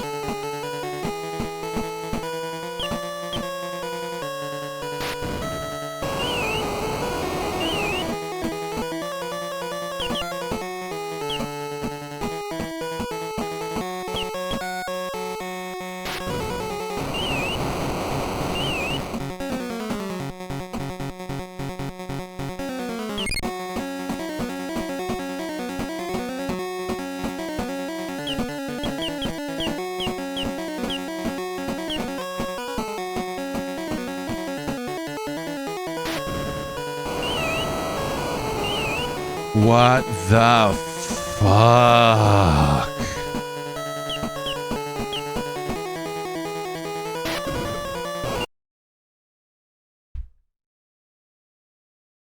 Dude, wow. Right? I am flabbergasted by that basketball game. Basketball is like a hard thing to like fuck up to that degree. I feel like there's a low level of basketball video game that you can just kind of do, right? You know, kind of put the players on the court and you pass it and you shoot it. And, you know, when you get to the dunk, if you get close to the hoop and hit the button, a cutscene is played. On paper, that's sort of what this game is doing, right? But like everything about possession, the frequency with which you are fouling or getting fouled, there's just a lot of stuff. Like, you know, it doesn't straight up get the rules of basketball incorrectly the way those LJN games do. Like the NFL game, like there's just like the liberties they take are broken.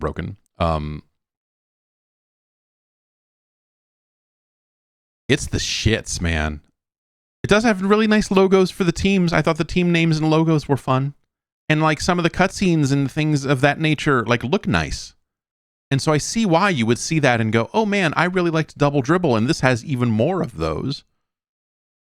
So clearly we must get ourselves a copy of American Sammy's hit game, Ultimate Basketball. But brother, this game is a sin against your eyes and your ears, especially your ears. Inbounding a pass against the AI, completely fucked and broken on all difficulty levels, you know, they just run up and snatch it, which is like a fun thing for you to do as a player. Let's be clear. I mean, that whenever you do that to an AI, like a CPU, you go, yeah, suck it, motherfucker. And it feels great. But to build a game around it, doing it to you over and over and over again, I think is really a poor choice. A bizarre, just a bizarre take on the sport, I think. Not bizarre. I mean, whatever. Like it is identifiable as basketball. The rules are roughly there. I think it's just that some of that stuff is like there's an art to trying to make a simulation style basketball game in this era, right? Because there is an art to how many fouls are you going to call versus just like, no, it's supposed to be fun. Like, don't. And so this game, I think they have turned the knob way too far, and and made that stuff happen.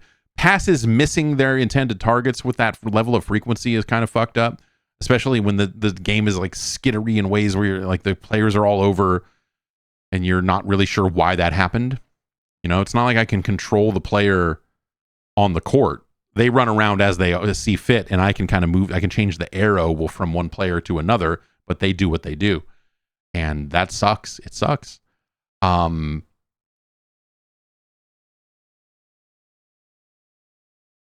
Playing defense is a tragedy. Offense is barely any better. The music is bad. Like visually, it looks okay. Visually, you look at it and go like, "Oh, cool! I like to double dribble." Like that's the sickest part about it, is that you could see someone being tricked into acquiring this game.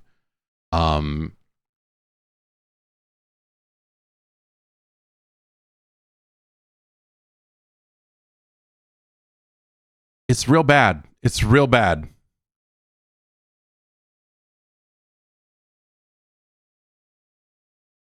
It is again, like I think it is way worse than it would initially seem from looking at it in action for a very brief period of time. But all it took was playing one full game of it and then checking the other difficulty to go, oh, like this is you don't want to do this. You do not want to play this game. It's really fucked up. And I would say, like, and this is something that I think you could apply to the genre at large, but it's my general feeling that if backcourt passing is going to be like a foul that you're going to call in your video game, don't allow it to happen. Because an NBA player, like a player would never do it.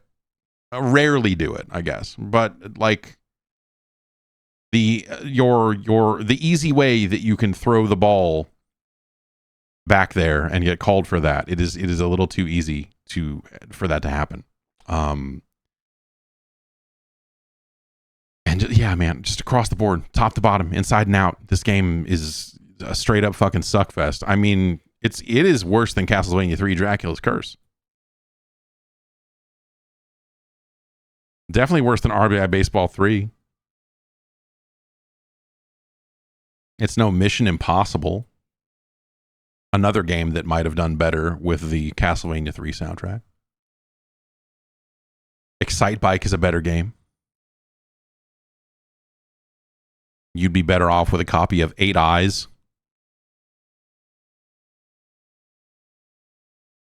Even if a basketball team technically has 10. Wrath of the Black Manta is a better game.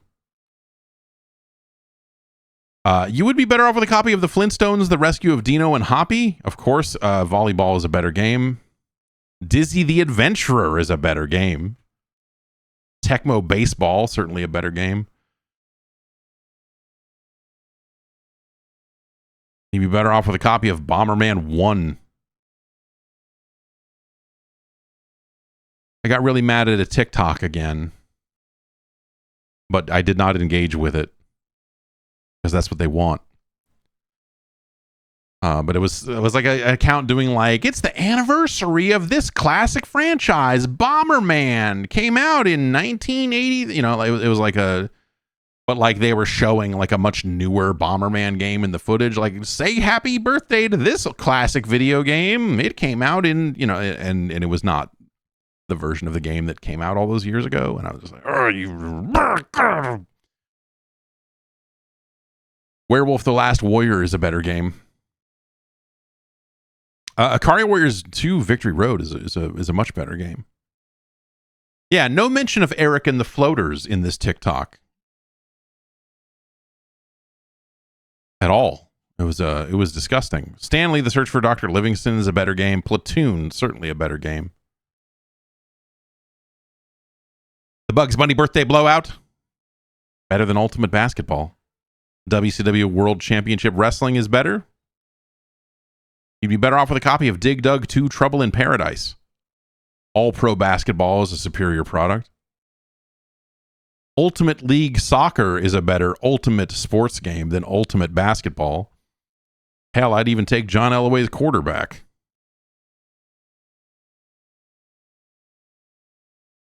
You'd be better off with a copy of The Adventures of Bayou Billy.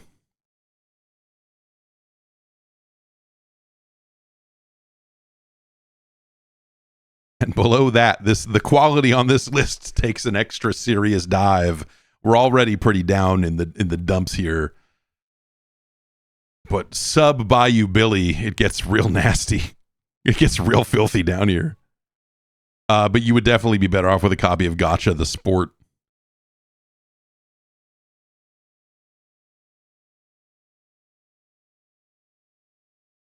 Athena is a better game than Ultimate Basketball.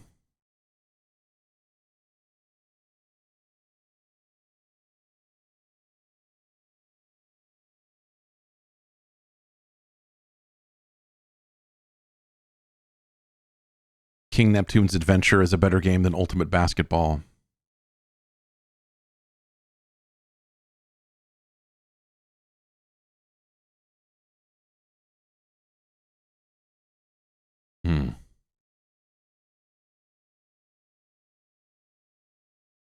Is Ultimate Basketball better or worse than Circus Caper?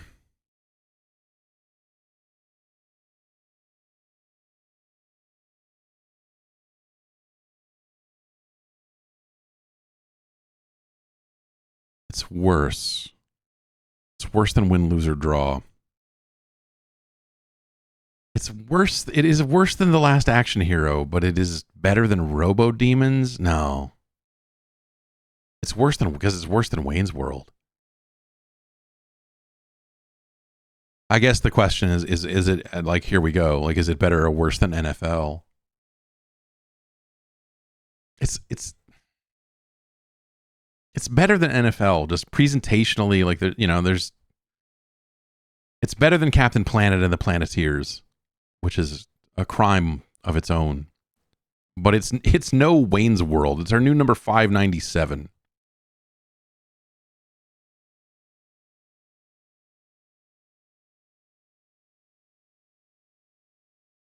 You never expect. I would have never expected this game to be as bad as it truly is.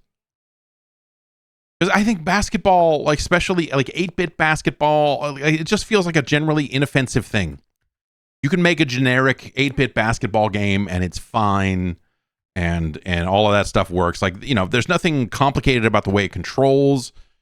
You know, it's a 2-button game. You're passing or you're shooting. Like, it's very straightforward. And so, you know, it's not really a genre that is super full of nuance. Or it doesn't have to be. I mean, you know, like you can apply nuance to it for sure. But I feel like here in this 8-bit era, we didn't get a lot of that. But this just fails the basics, you know? All right. Thanks, Tim, for suggesting that banger. Next up, Jason wanted to see this one. This just, like, timing-wise, seems like it should be a Super Nintendo game, but I guess your friends and mine at the toy headquarters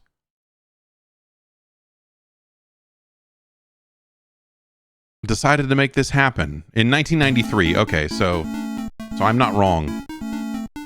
It's the Ren and Stimpy show, Buckaroos.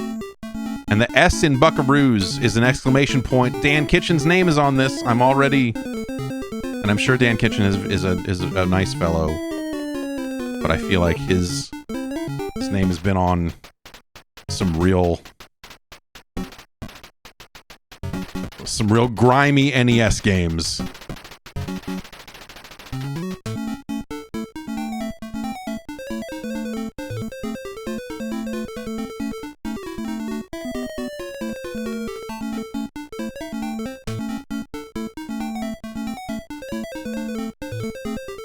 Glenn Schofield, the creator of Dead Space. The guy who thinks that AI is going to take over making video games, directed the art on this this fine product.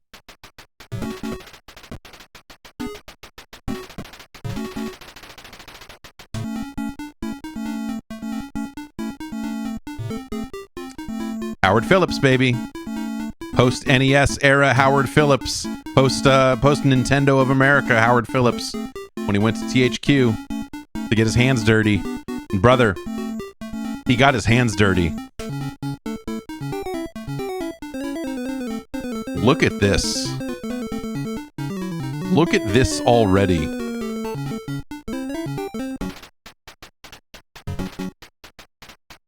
I mean, this top one seems like they are that this is the like Super Mario Brothers controls right here, right? This music is crazy because it's almost the Ren and Stimpy music, but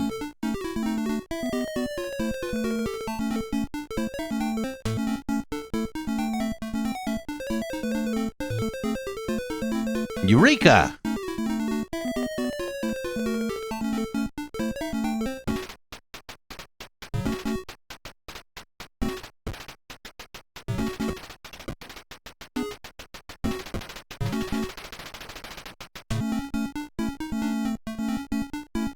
What is it, man? He says. My latest invention, the Gametron 5000 Moneymaker. Is this a WarioWare style game where one of them makes their own game machine and then they get sucked into it and then we play micro games? Oh, he invented NFTs. It's the first video game machine that rewards you with big bucks. Stimpy, no. This is where Glenn Schofield got the idea. This is where like when AI can make the game, like all that stuff. This is all just...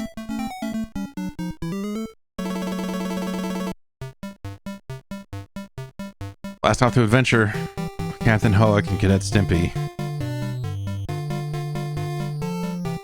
Space Madness. It's a classic.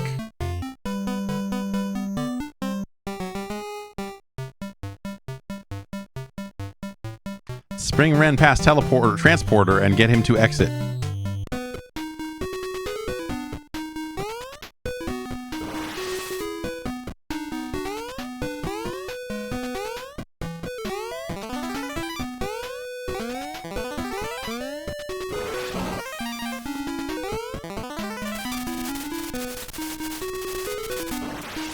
Readability on those that electricity leaves a little bit to be desired. Oh, this is oh, I see.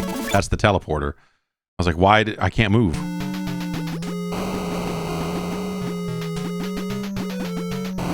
This is good.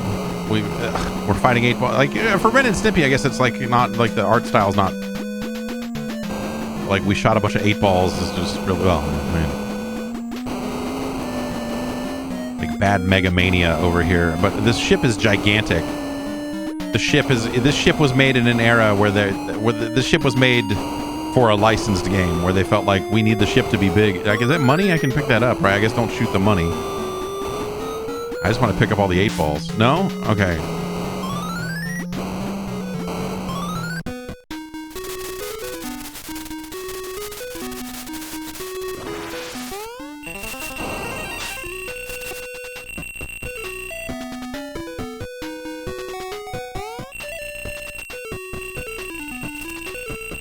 So because run and attack is on the same button, and this is an attack that just keeps happening, when I try to run, he just does this. He stops animating completely and does this.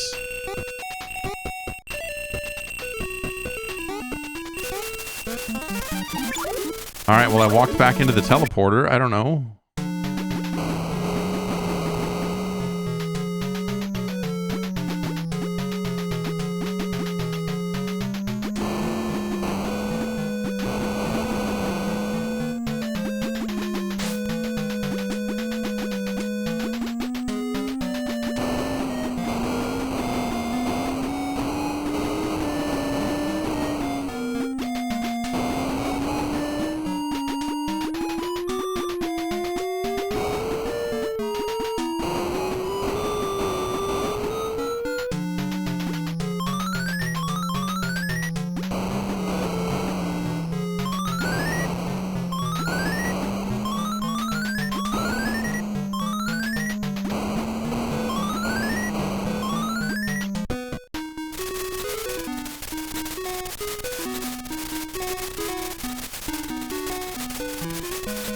Well, I'm back over here now.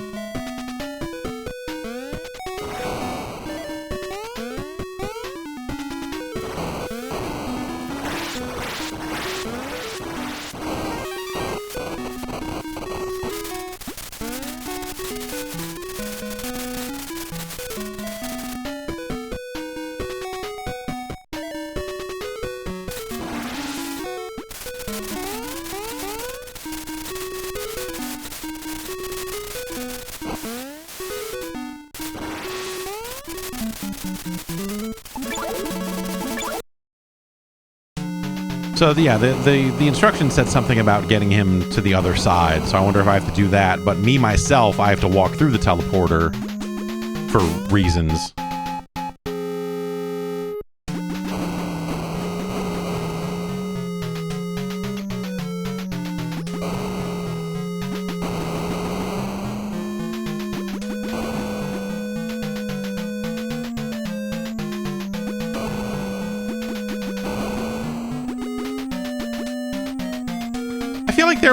There was a pathway through history where people would have like a favorable memory of Ren and Stimpy, even if it wasn't gonna like be like a lasting franchise, right up until the dude who made it ended up being like outed as a full-on fucking creep.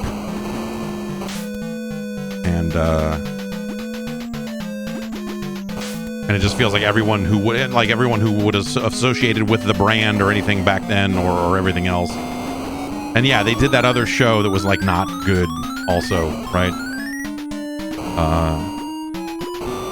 Just feels like there was potentially going to be a legacy to Ren and Stimpy that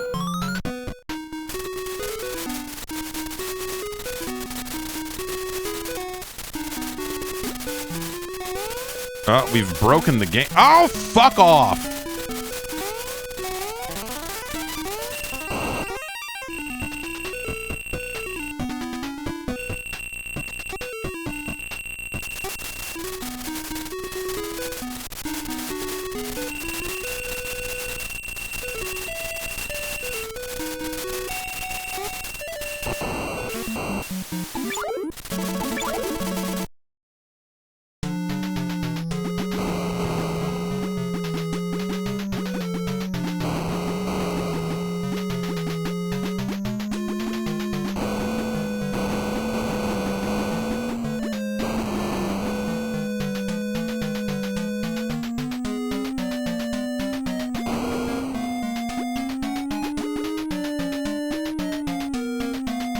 Man.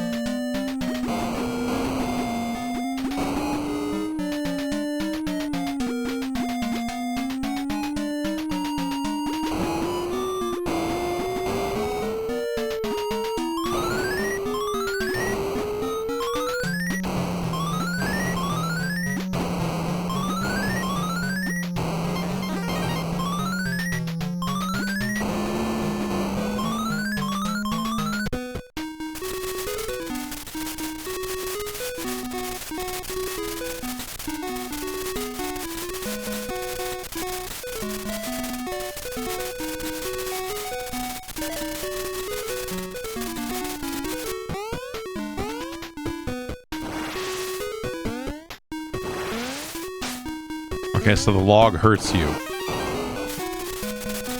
No, you're facing the wrong way.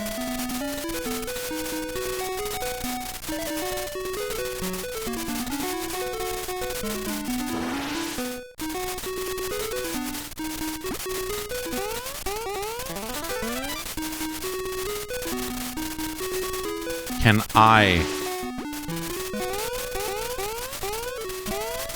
No. No, I cannot.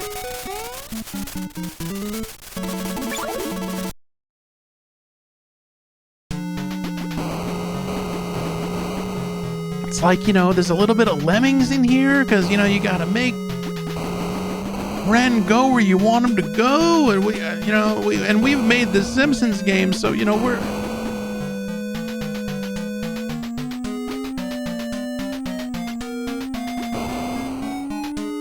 experts in the field.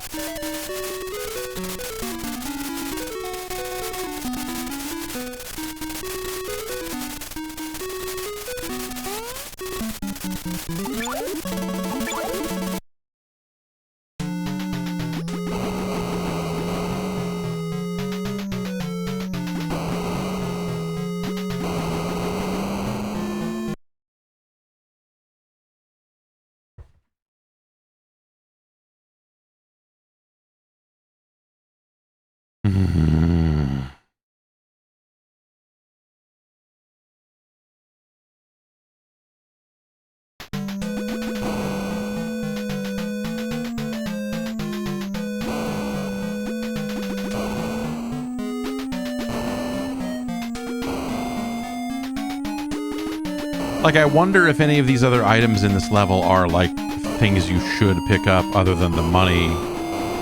There's something that looks like a gift box or something like that. Okay, yeah. Finally, I just reached a point where I don't care. And so I figured I would crash into the thing. And look at that. It's made it a giant blinking mess.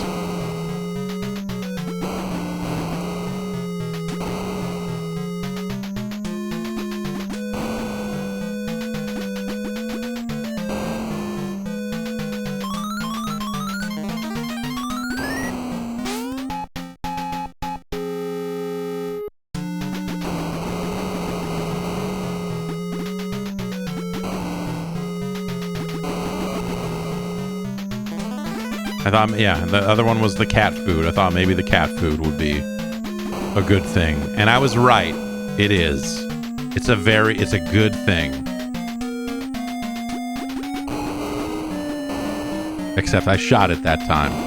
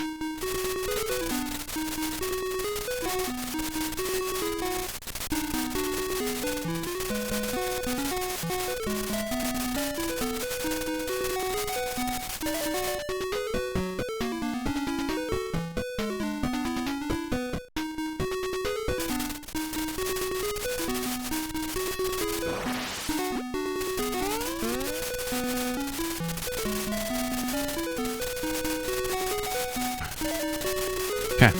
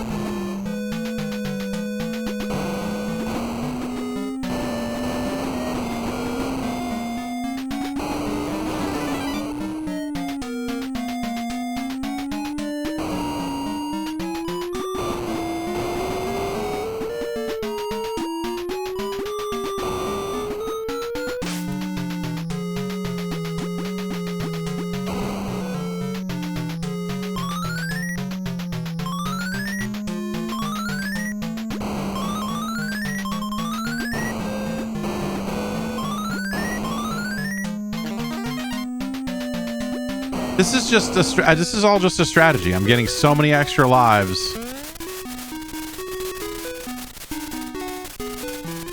You select an item and then look at it. It automatically unselects after a couple seconds. Like, fuck, dude.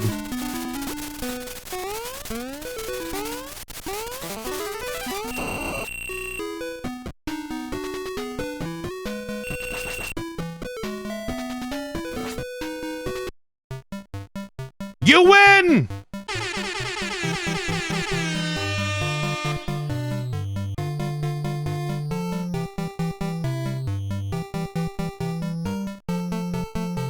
Oh, joy.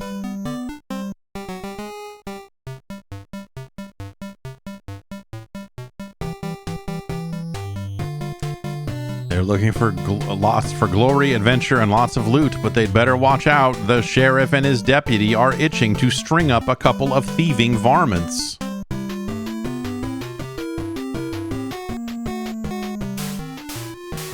Okay, I can jump and slap. And the select button doesn't do anything here.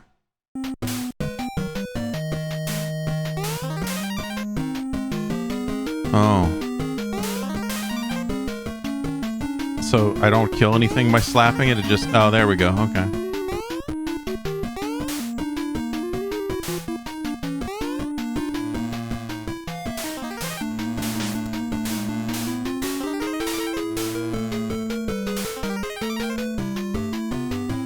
I don't...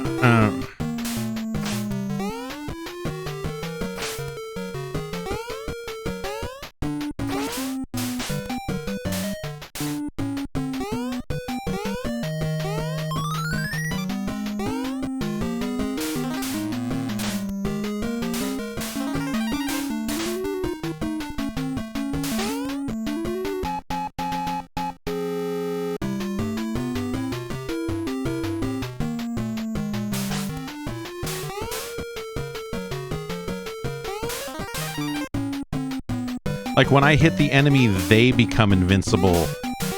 And also, don't... Like, they become invincible, and I have to wait for them to be hittable again. It's such a choice. It's such a choice. Everything about this game... Everything about this game...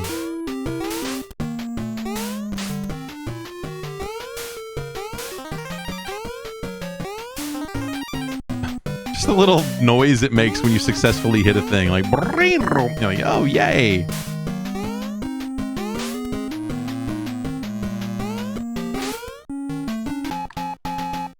Felt like I jumped pretty good there, but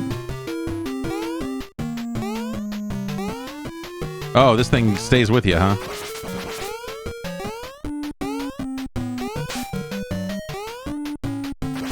No, just can't get that. Okay, fine. We've got some items now. A cactus man fell out of the sky and killed me.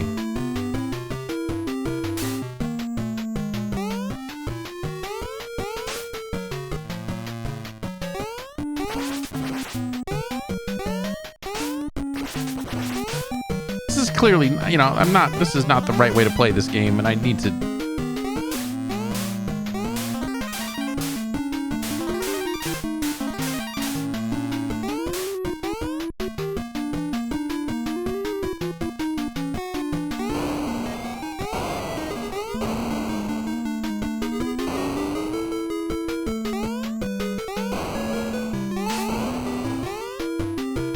The money's good, right? No? Okay, apparently not. I thought the whole point of the game was that we were supposed to be getting money.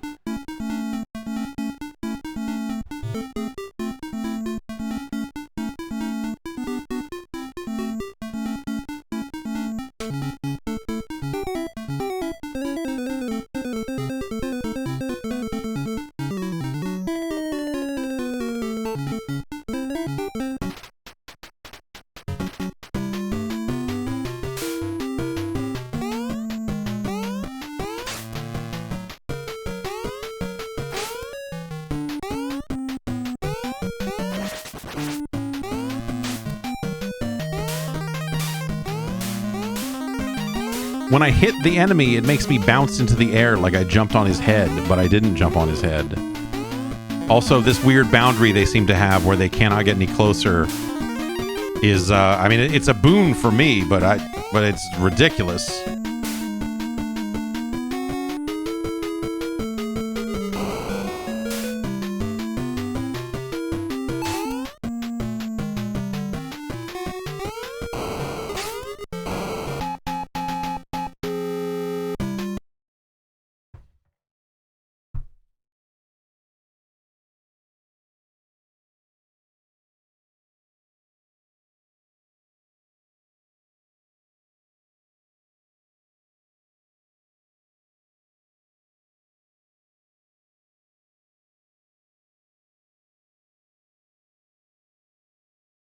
$1993.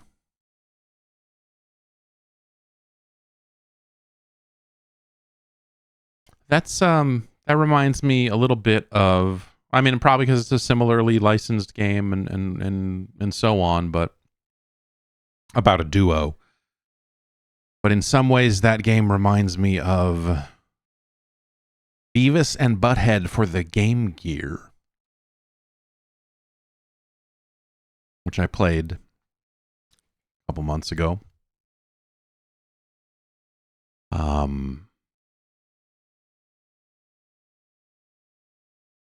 That game's not good. This game, perhaps worse. You know, they've taken the property and they've, you know, the writing. I'll say that the text, the dialogue feels okay as Ren and Stimpy dialogue. The premise, not out of step with what you might think of as a Ren and Stimpy kind of thing. You know, they're playing the hits a little bit here, a little space madness and stuff. You know, like,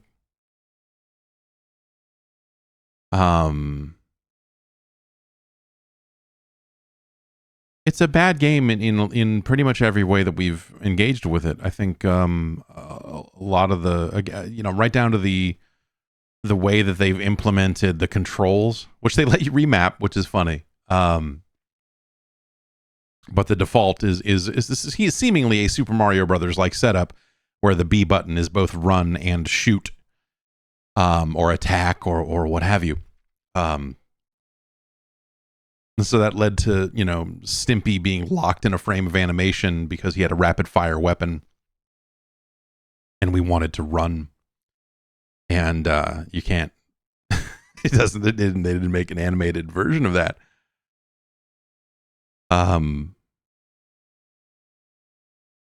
Hitbox ranges on some of the enemies and stuff is pretty bad, especially in that second level where you just have the slap, and the wind-up time on those projectile attacks in level 2 also take forever to come out. And so in situations where the cactus guy is dropping out of the sky and immediately shooting at you, you are like, oh, hang on, let me hit select to pick the thing I need, and then now he needs to wind up his bow and shoot it, and I'm already dead. Real shitty. Everything about it feels bad, especially, you know, in that first area where you've got to, like, make Ren move. Your ability to put springs down is really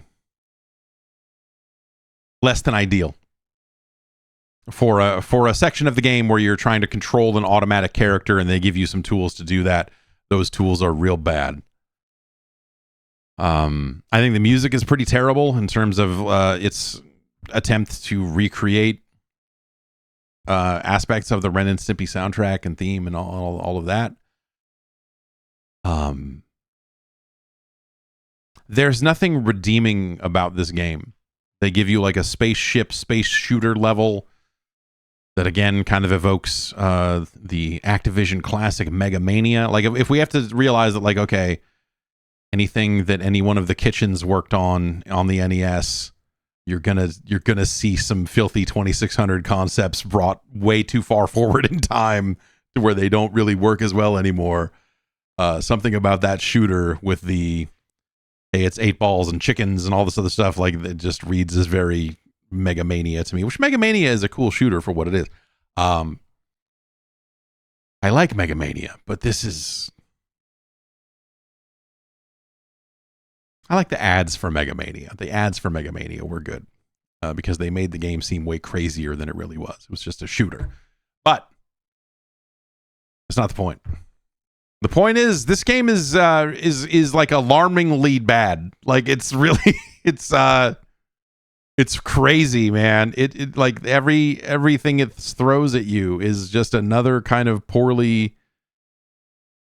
It's not necessarily poorly conceived, you know. You're like, oh well, he's got inflicted with the spaceman. Is you got to make him move, but the implementation of those concepts is terrible. Is so terrible. And when you get to the pure side scrolling with Ren, again, the enemies that they throw at you are frustrating to deal with. The hitboxes and the movement is like the hit reactions being just like, oh, they flash for a couple of seconds it's really unacceptable. It's just really unacceptable. Every step of the way, this game is just doing something that is unpleasant to encounter and address, you know? Like every enemy, every single thing you see is just like, God, dude, I don't want to, this is the shits, man. Are you kidding me? Like it's I mean, right out of the gate, it's worse than Daydreaming Davy.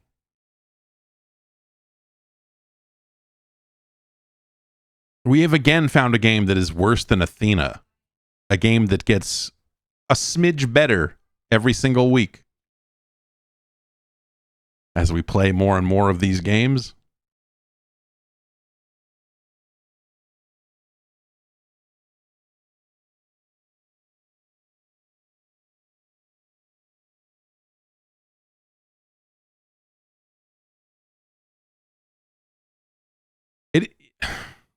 It's worse than Home Alone 2. It's worse than Last Action Hero. It's worse than Captain Planet. It's worse than The Adventure of Rocky and Bullwinkle and Friends, which I think is a better implementation of, you know, like a cartoon character type stuff. Like it's really like this game is like, make no mistake, there's nothing nice to be said about The Adventure of Rocky and Bullwinkle and Friends.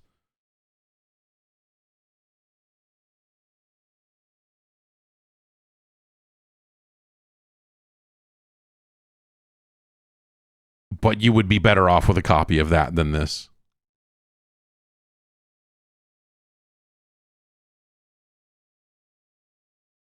This is worse than Bible Adventures.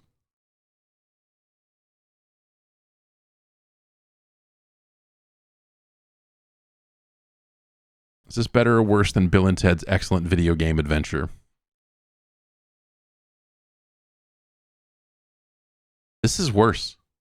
This is worse. Bill and Ted, like the inscrutability of Bill and Ted is very inscrutable, man. Yeah.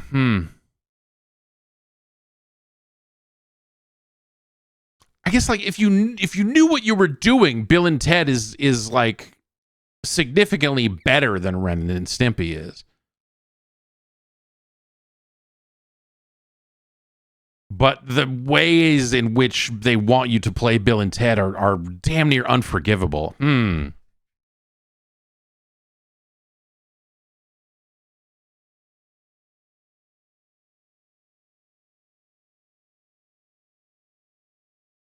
Man.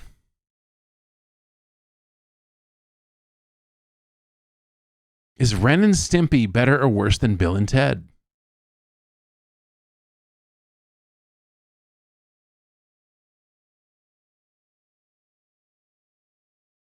Bill and Ted feels bad and is inscrutable. It's not like Bill and Ted is some amazing video game once you unearth its hidden depth.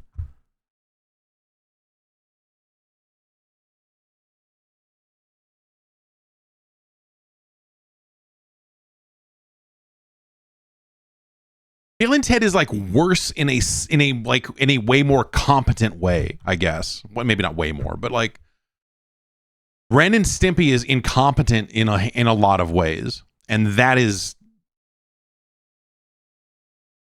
Way worse. Ren and Stimpy is worse than Bill and Ted. Is Ren and Stimpy worse than Hook? Ren and Stimpy is better than Heroes of the Lance.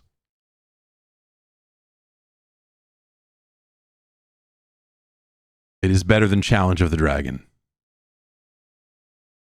It is worse than Hook. It is worse than Hook. It is worse than Hook. It is our new number 610. Make sure I get the name right. The Ren and Stimpy Show, Buckeroo.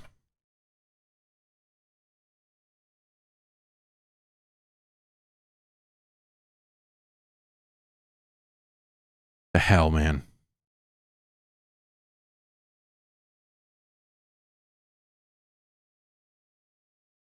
There you have it.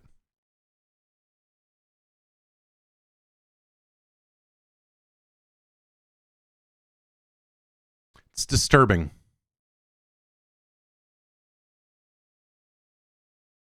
We got time for one more game here. Pac Mantis wanted to see this. Surely this will be fine.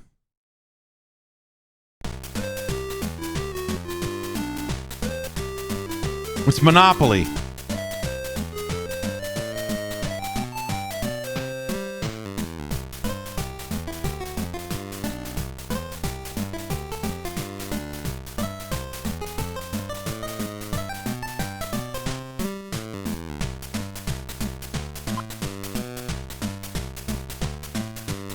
Arcadia systems developed by Sculptured Software. Player 1, H. Is this a human or computer opponent? H or C? Like this? Player 1 is H.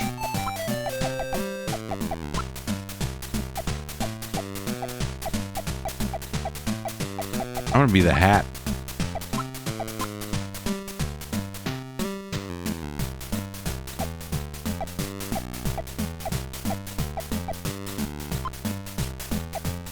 Play against Ollie. Press B to pull. We'll play a short game.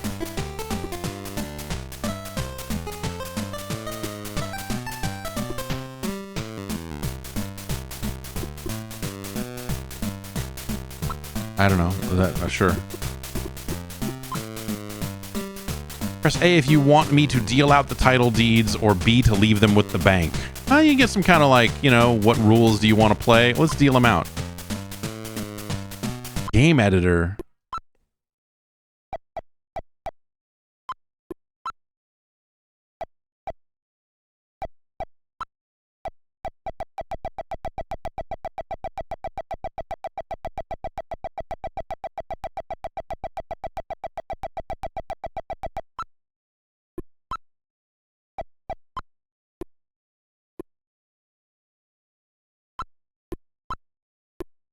We're going to own Boardwalk and Park Place right out of the gate. Because fuck you. With hotels.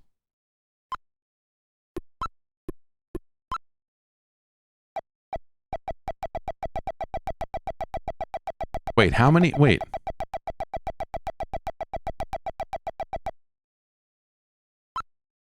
Can't place that many. Yeah, I thought you'd only place like 4. Yeah.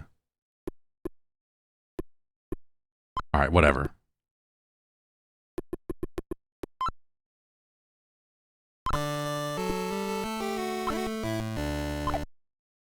Oh, watching the computer go through these menus is a real pain. What are you asking me?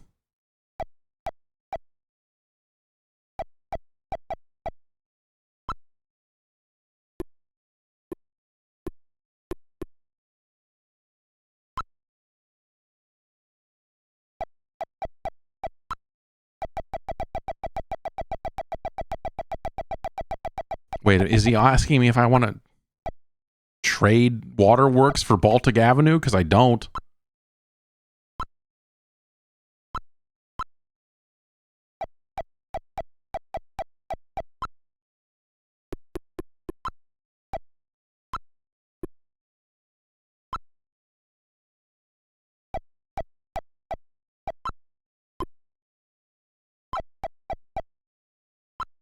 What?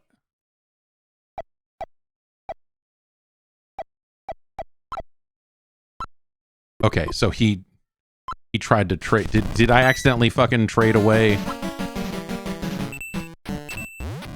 Oh my god.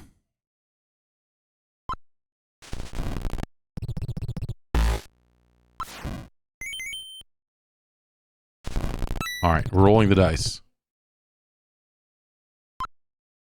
I rolled doubles, I get to go again.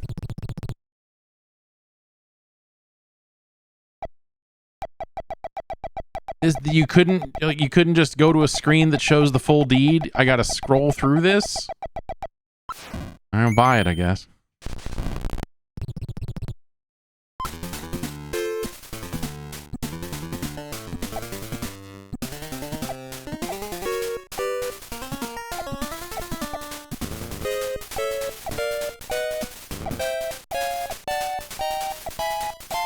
Every time I have to push up to my name.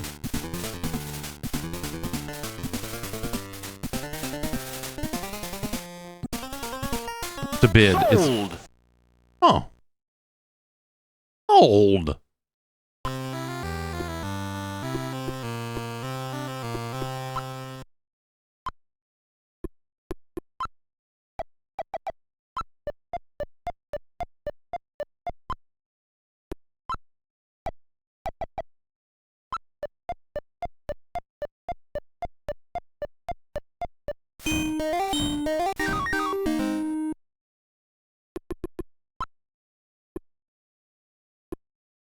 This is just everything is happening so fast. It's just like I don't.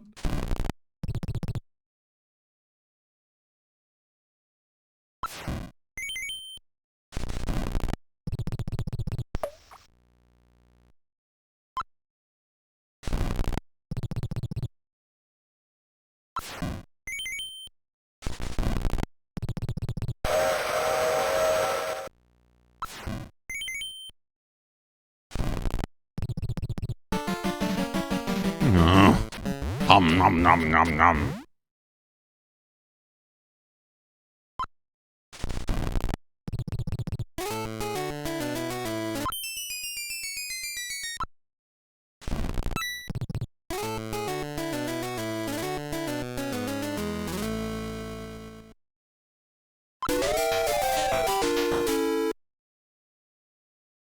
I'm in jail.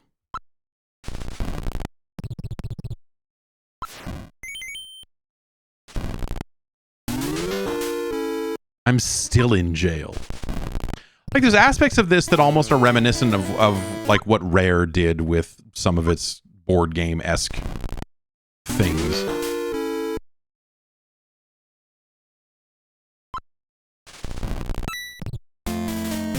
That's right. I stay paid.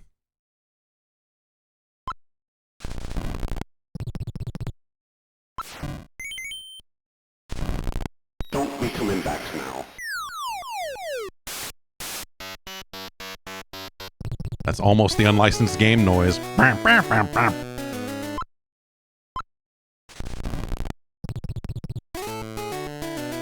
like that it gives you some control over the rules of the game.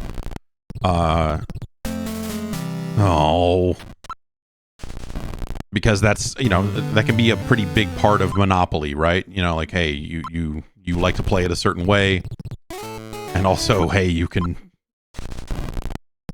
make it a slightly shorter game. Take your $2 rent. Yeah, I guess maybe, is that the, does Monopoly just suck? Kind of does. You're offering me nothing? Is that the...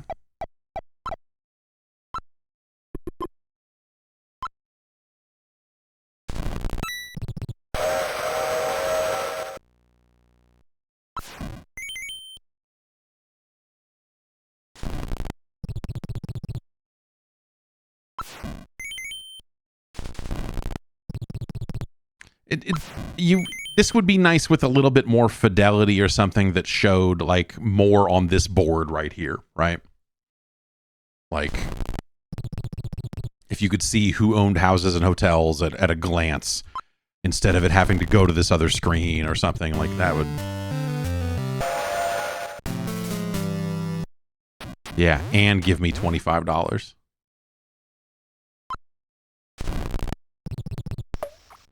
Oh.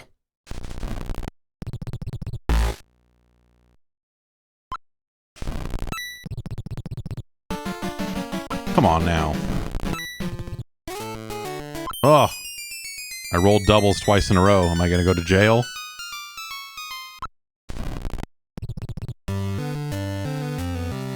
Come on, man.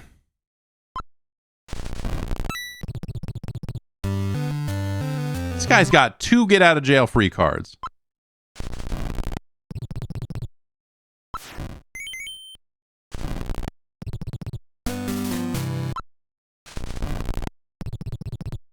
That's right. That's right.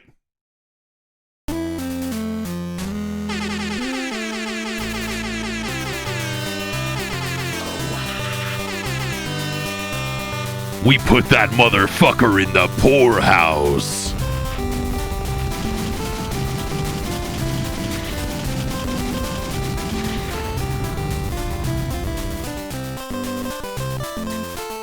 You got Monopoly, bitch.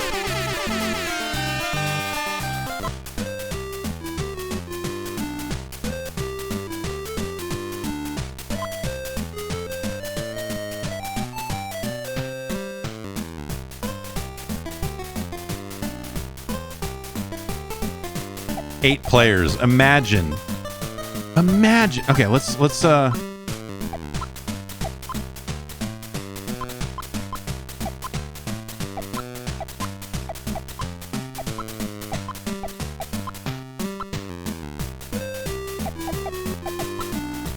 No, we're not. Well, whatever.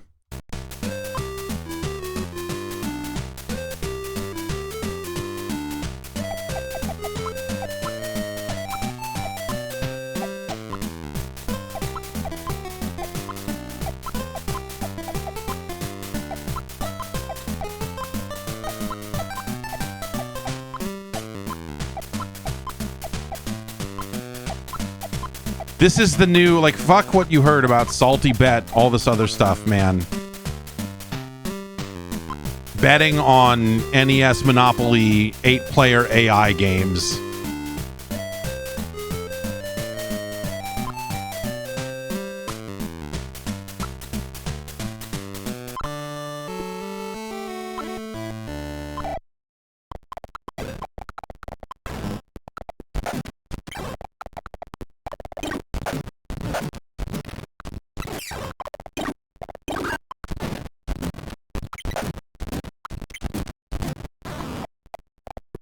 I'll prop it out of fast forward.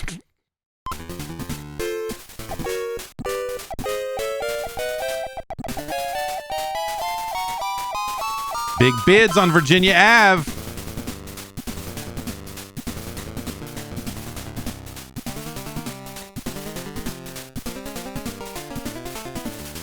Sold.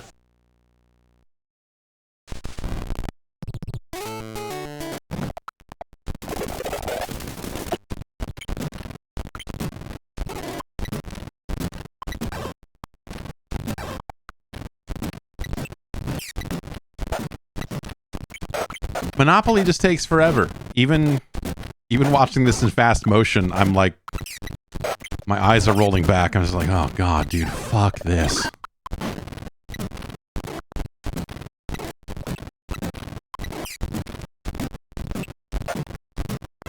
Everyone's just paying rent over and over again because all the properties have been snapped up. Like, if you think about it, like, Monopoly is actually kind of a complicated thing to emulate, right? Because there is that, like, you're offering up trades and like so the menu is relatively complicated, and it does account for a lot of that, which is like, that's interesting. There's no world in which you should play this. Even when this was new, a copy of motherfucking Monopoly would have been cheaper than this. There's no reason to play an NES version of fucking Monopoly.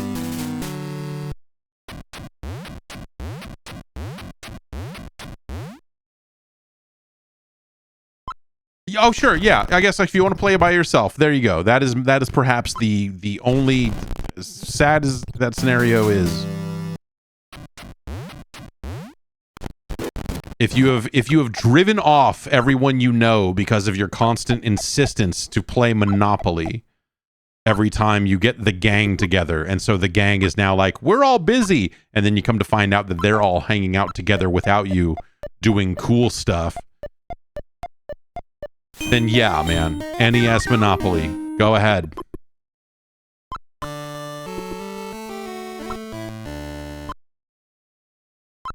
Houses on Connecticut Ave.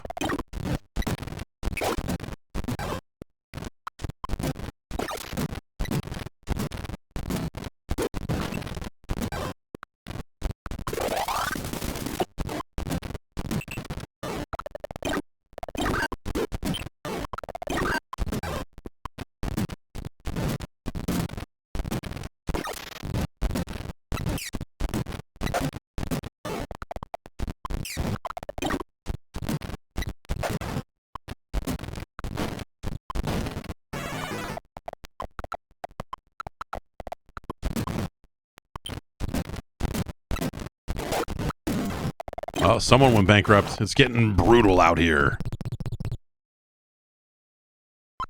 Marvin Gardens have been mortgaged. $550 rent.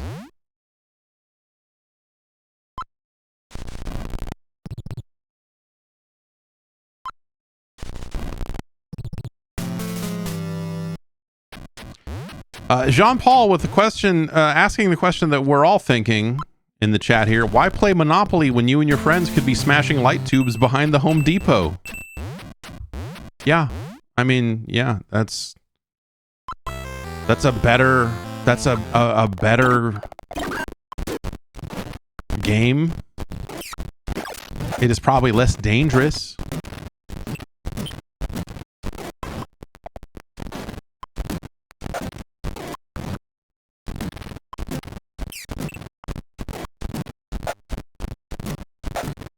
Gertrude seems to be really cleaning up. But the thing I'll say is, you know, like, I was curious if this would just, like, if they would blast through it, right? But even running in fast motion, this feels like it's taking forever. I mean, an 8-player game of Monopoly, it feels like the sort of thing that would take the rest of your life. Like, you would not finish an 8-player game of Monopoly normally. Like, not all 8 players would live to see the finale of that. I don't care when you start it. Someone's gonna die.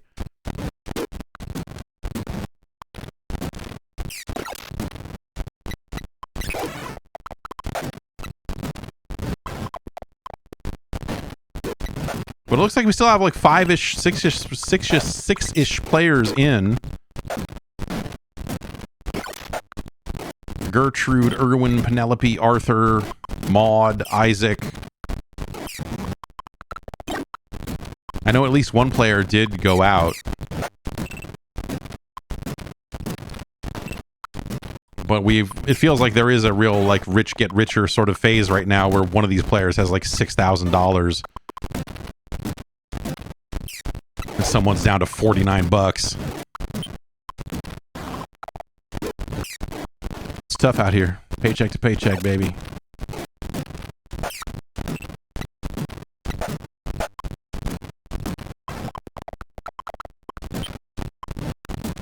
$11. Okay, someone's gonna have to mortgage some business here. Yeah, Maud went out, I think. And then there's Maud, as they say.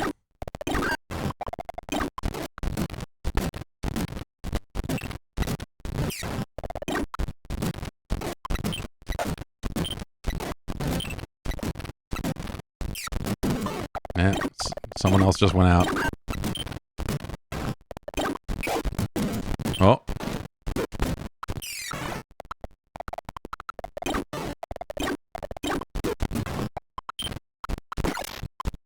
it's just Gertrude, Erwin, and Penelope left at this point. Okay, I think, yeah, there you go. Is it just Gertrude? Well, no, the game would be over, right?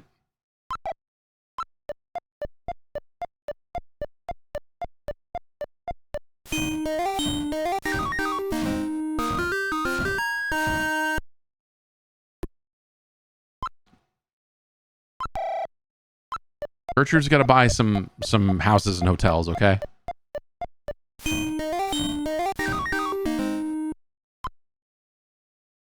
You could certainly do worse. I don't know. Like if you wanted to make a version of Monopoly, you know, for a friggin' video game. I feel like they've done an okay job of like representing. Okay, so the houses and hotels do start to show up on that screen at least. It doesn't show you who owns them, I guess, but it's a lot of hotels. Oh shit, Gertrude. You rolled triple doubles and now Erwin's gonna... Oh, Erwin's in jail too. Everyone's just in jail. A true reflection of the real estate business. These fucking criminals. Don't be coming back now. Bam, bam, bam, bam, bam. Don't be coming back now.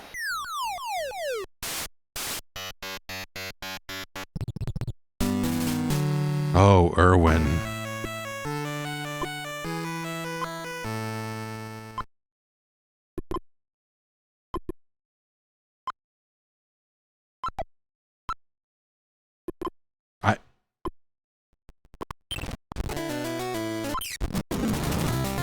There it is.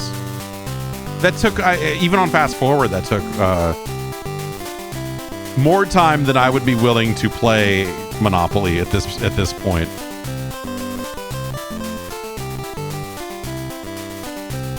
I feel like video games helped give the world something to do other than play Monopoly. I know that there are some sickos out there that still, there's probably someone, I mean, you know, there's probably someone playing Monopoly right now, right? There's probably a room of people gathered around a board game right now.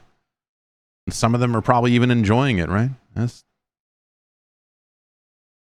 got to be happening somewhere, right? We have not completely stamped it out as a society.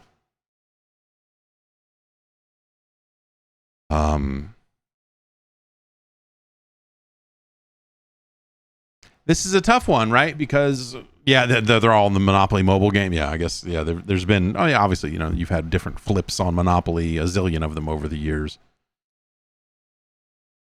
I played a fair amount of Monopoly as a kid, just board games in general. But Monopoly was certainly on that list, and I think I just, you know, like eventually realized, like, I fucking hate this. I hate this fucking game. Like, someone gets bored and starts cheating, like, you know, it's just like no one wants to fucking do this, man. I don't know that we ever finished a game of Monopoly. Just someone's just like, let's go ride fucking bikes. Let's go fucking break light tubes behind the Home Depot. Anything, man. Just anything. And so the tough one here is this feels like a relatively straightforward and option-oriented version of Monopoly in terms of the house rules you can apply to the game and give people more money or less money or whatever. Like it gives you like a good level of configuration over the rules of the game. And I think that's interesting. I don't know, like they could have, especially for this era, they could have just locked it down to just like, here's the rules, push the button, go, and it would have been significantly worse. But I don't know that like that makes it any more or less worth playing. Because I don't think it's worth playing to begin with. You know, so that's sort of the rub here. Is like, what do you do about a good version of an inherently fucking evil, filthy product? Like, hey man, we made the ultimate version of Monopoly. Cool. What? Can I hit you? Can I hit you with a bat? Can I fucking injure you now?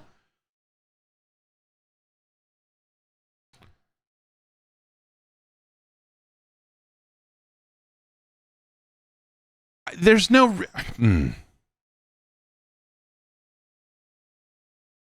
Life is a decent board game. I always thought Life was okay as a board game. I was kind of into Payday.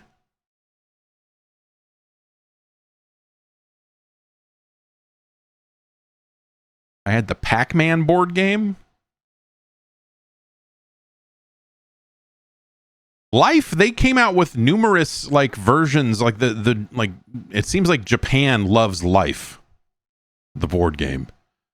And they put there were home versions of that came out where they put out a controller that was the wheel that you would spin in Life, which is insane.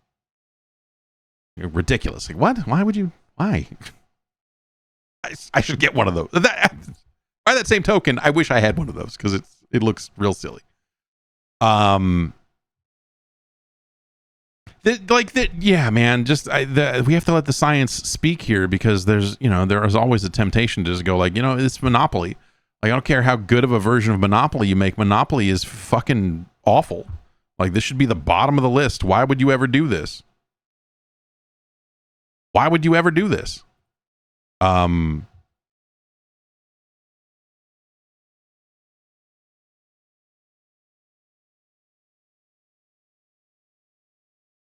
But like, it's there's something to be said. Also, there's a lot of really bad things on this list, right? So I would say Monopoly is better than Solitaire and Blackjack.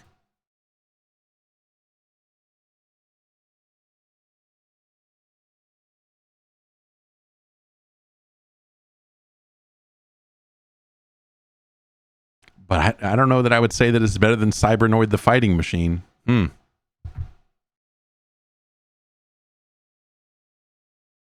think because a lot of the ways the cards are dealt in Solitaire and Blackjack, the whole thing seeming rigged. Like if those were good Solitaire and Blackjack, it would be a different conversation, but they're not. Speaking as someone who got all the retro achievements in Solitaire. Or almost all of them. I went back and got more after we played it, which because I'm sick. Like Monopoly is better than Major League Baseball, but it's no Days of Thunder. The Mutant Virus Crisis in a Computer World is a better game. Bigfoot is a better game. Cybernoid the Fighting Machine is a better game than Monopoly. And these versions of Solitaire and Blackjack are like, in some ways better than you would think that they would be, but also fucked up. Monopoly is better than Major League Baseball. Yeah, Monopoly is our new number 547.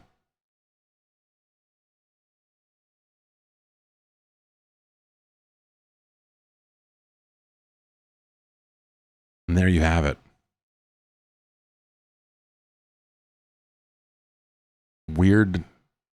A weird batch of games this week, man.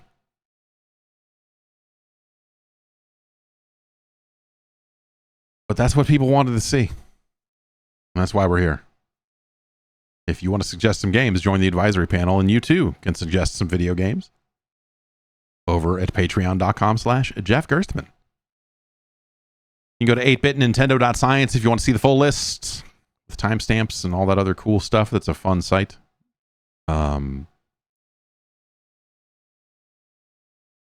We have some games on the list that we did not get to.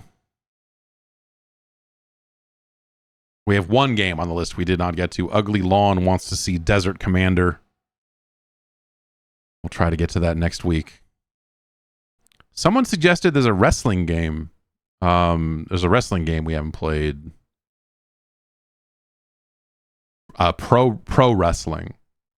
I don't know. Maybe we'll see that. If not next week, then maybe the week after or something. We'll try to get that on the list here soon, and see what's up with these video games. Thanks everyone for watching. That Ren and Stimpy game, I'm angry about it. We'll be back next week to rank a fresh batch. Ultimate Basketball is actually the thing I'm really at. Ren and Stimpy is bad, but I'm mad about Ultimate Basketball. I'm disappointed in Castlevania 3, but I'm mad at Ultimate Basketball. Ugh. Okay. Everybody take a deep breath with me. We'll come back next week. A fresh batch of games. I'm sure they will all be wonderful.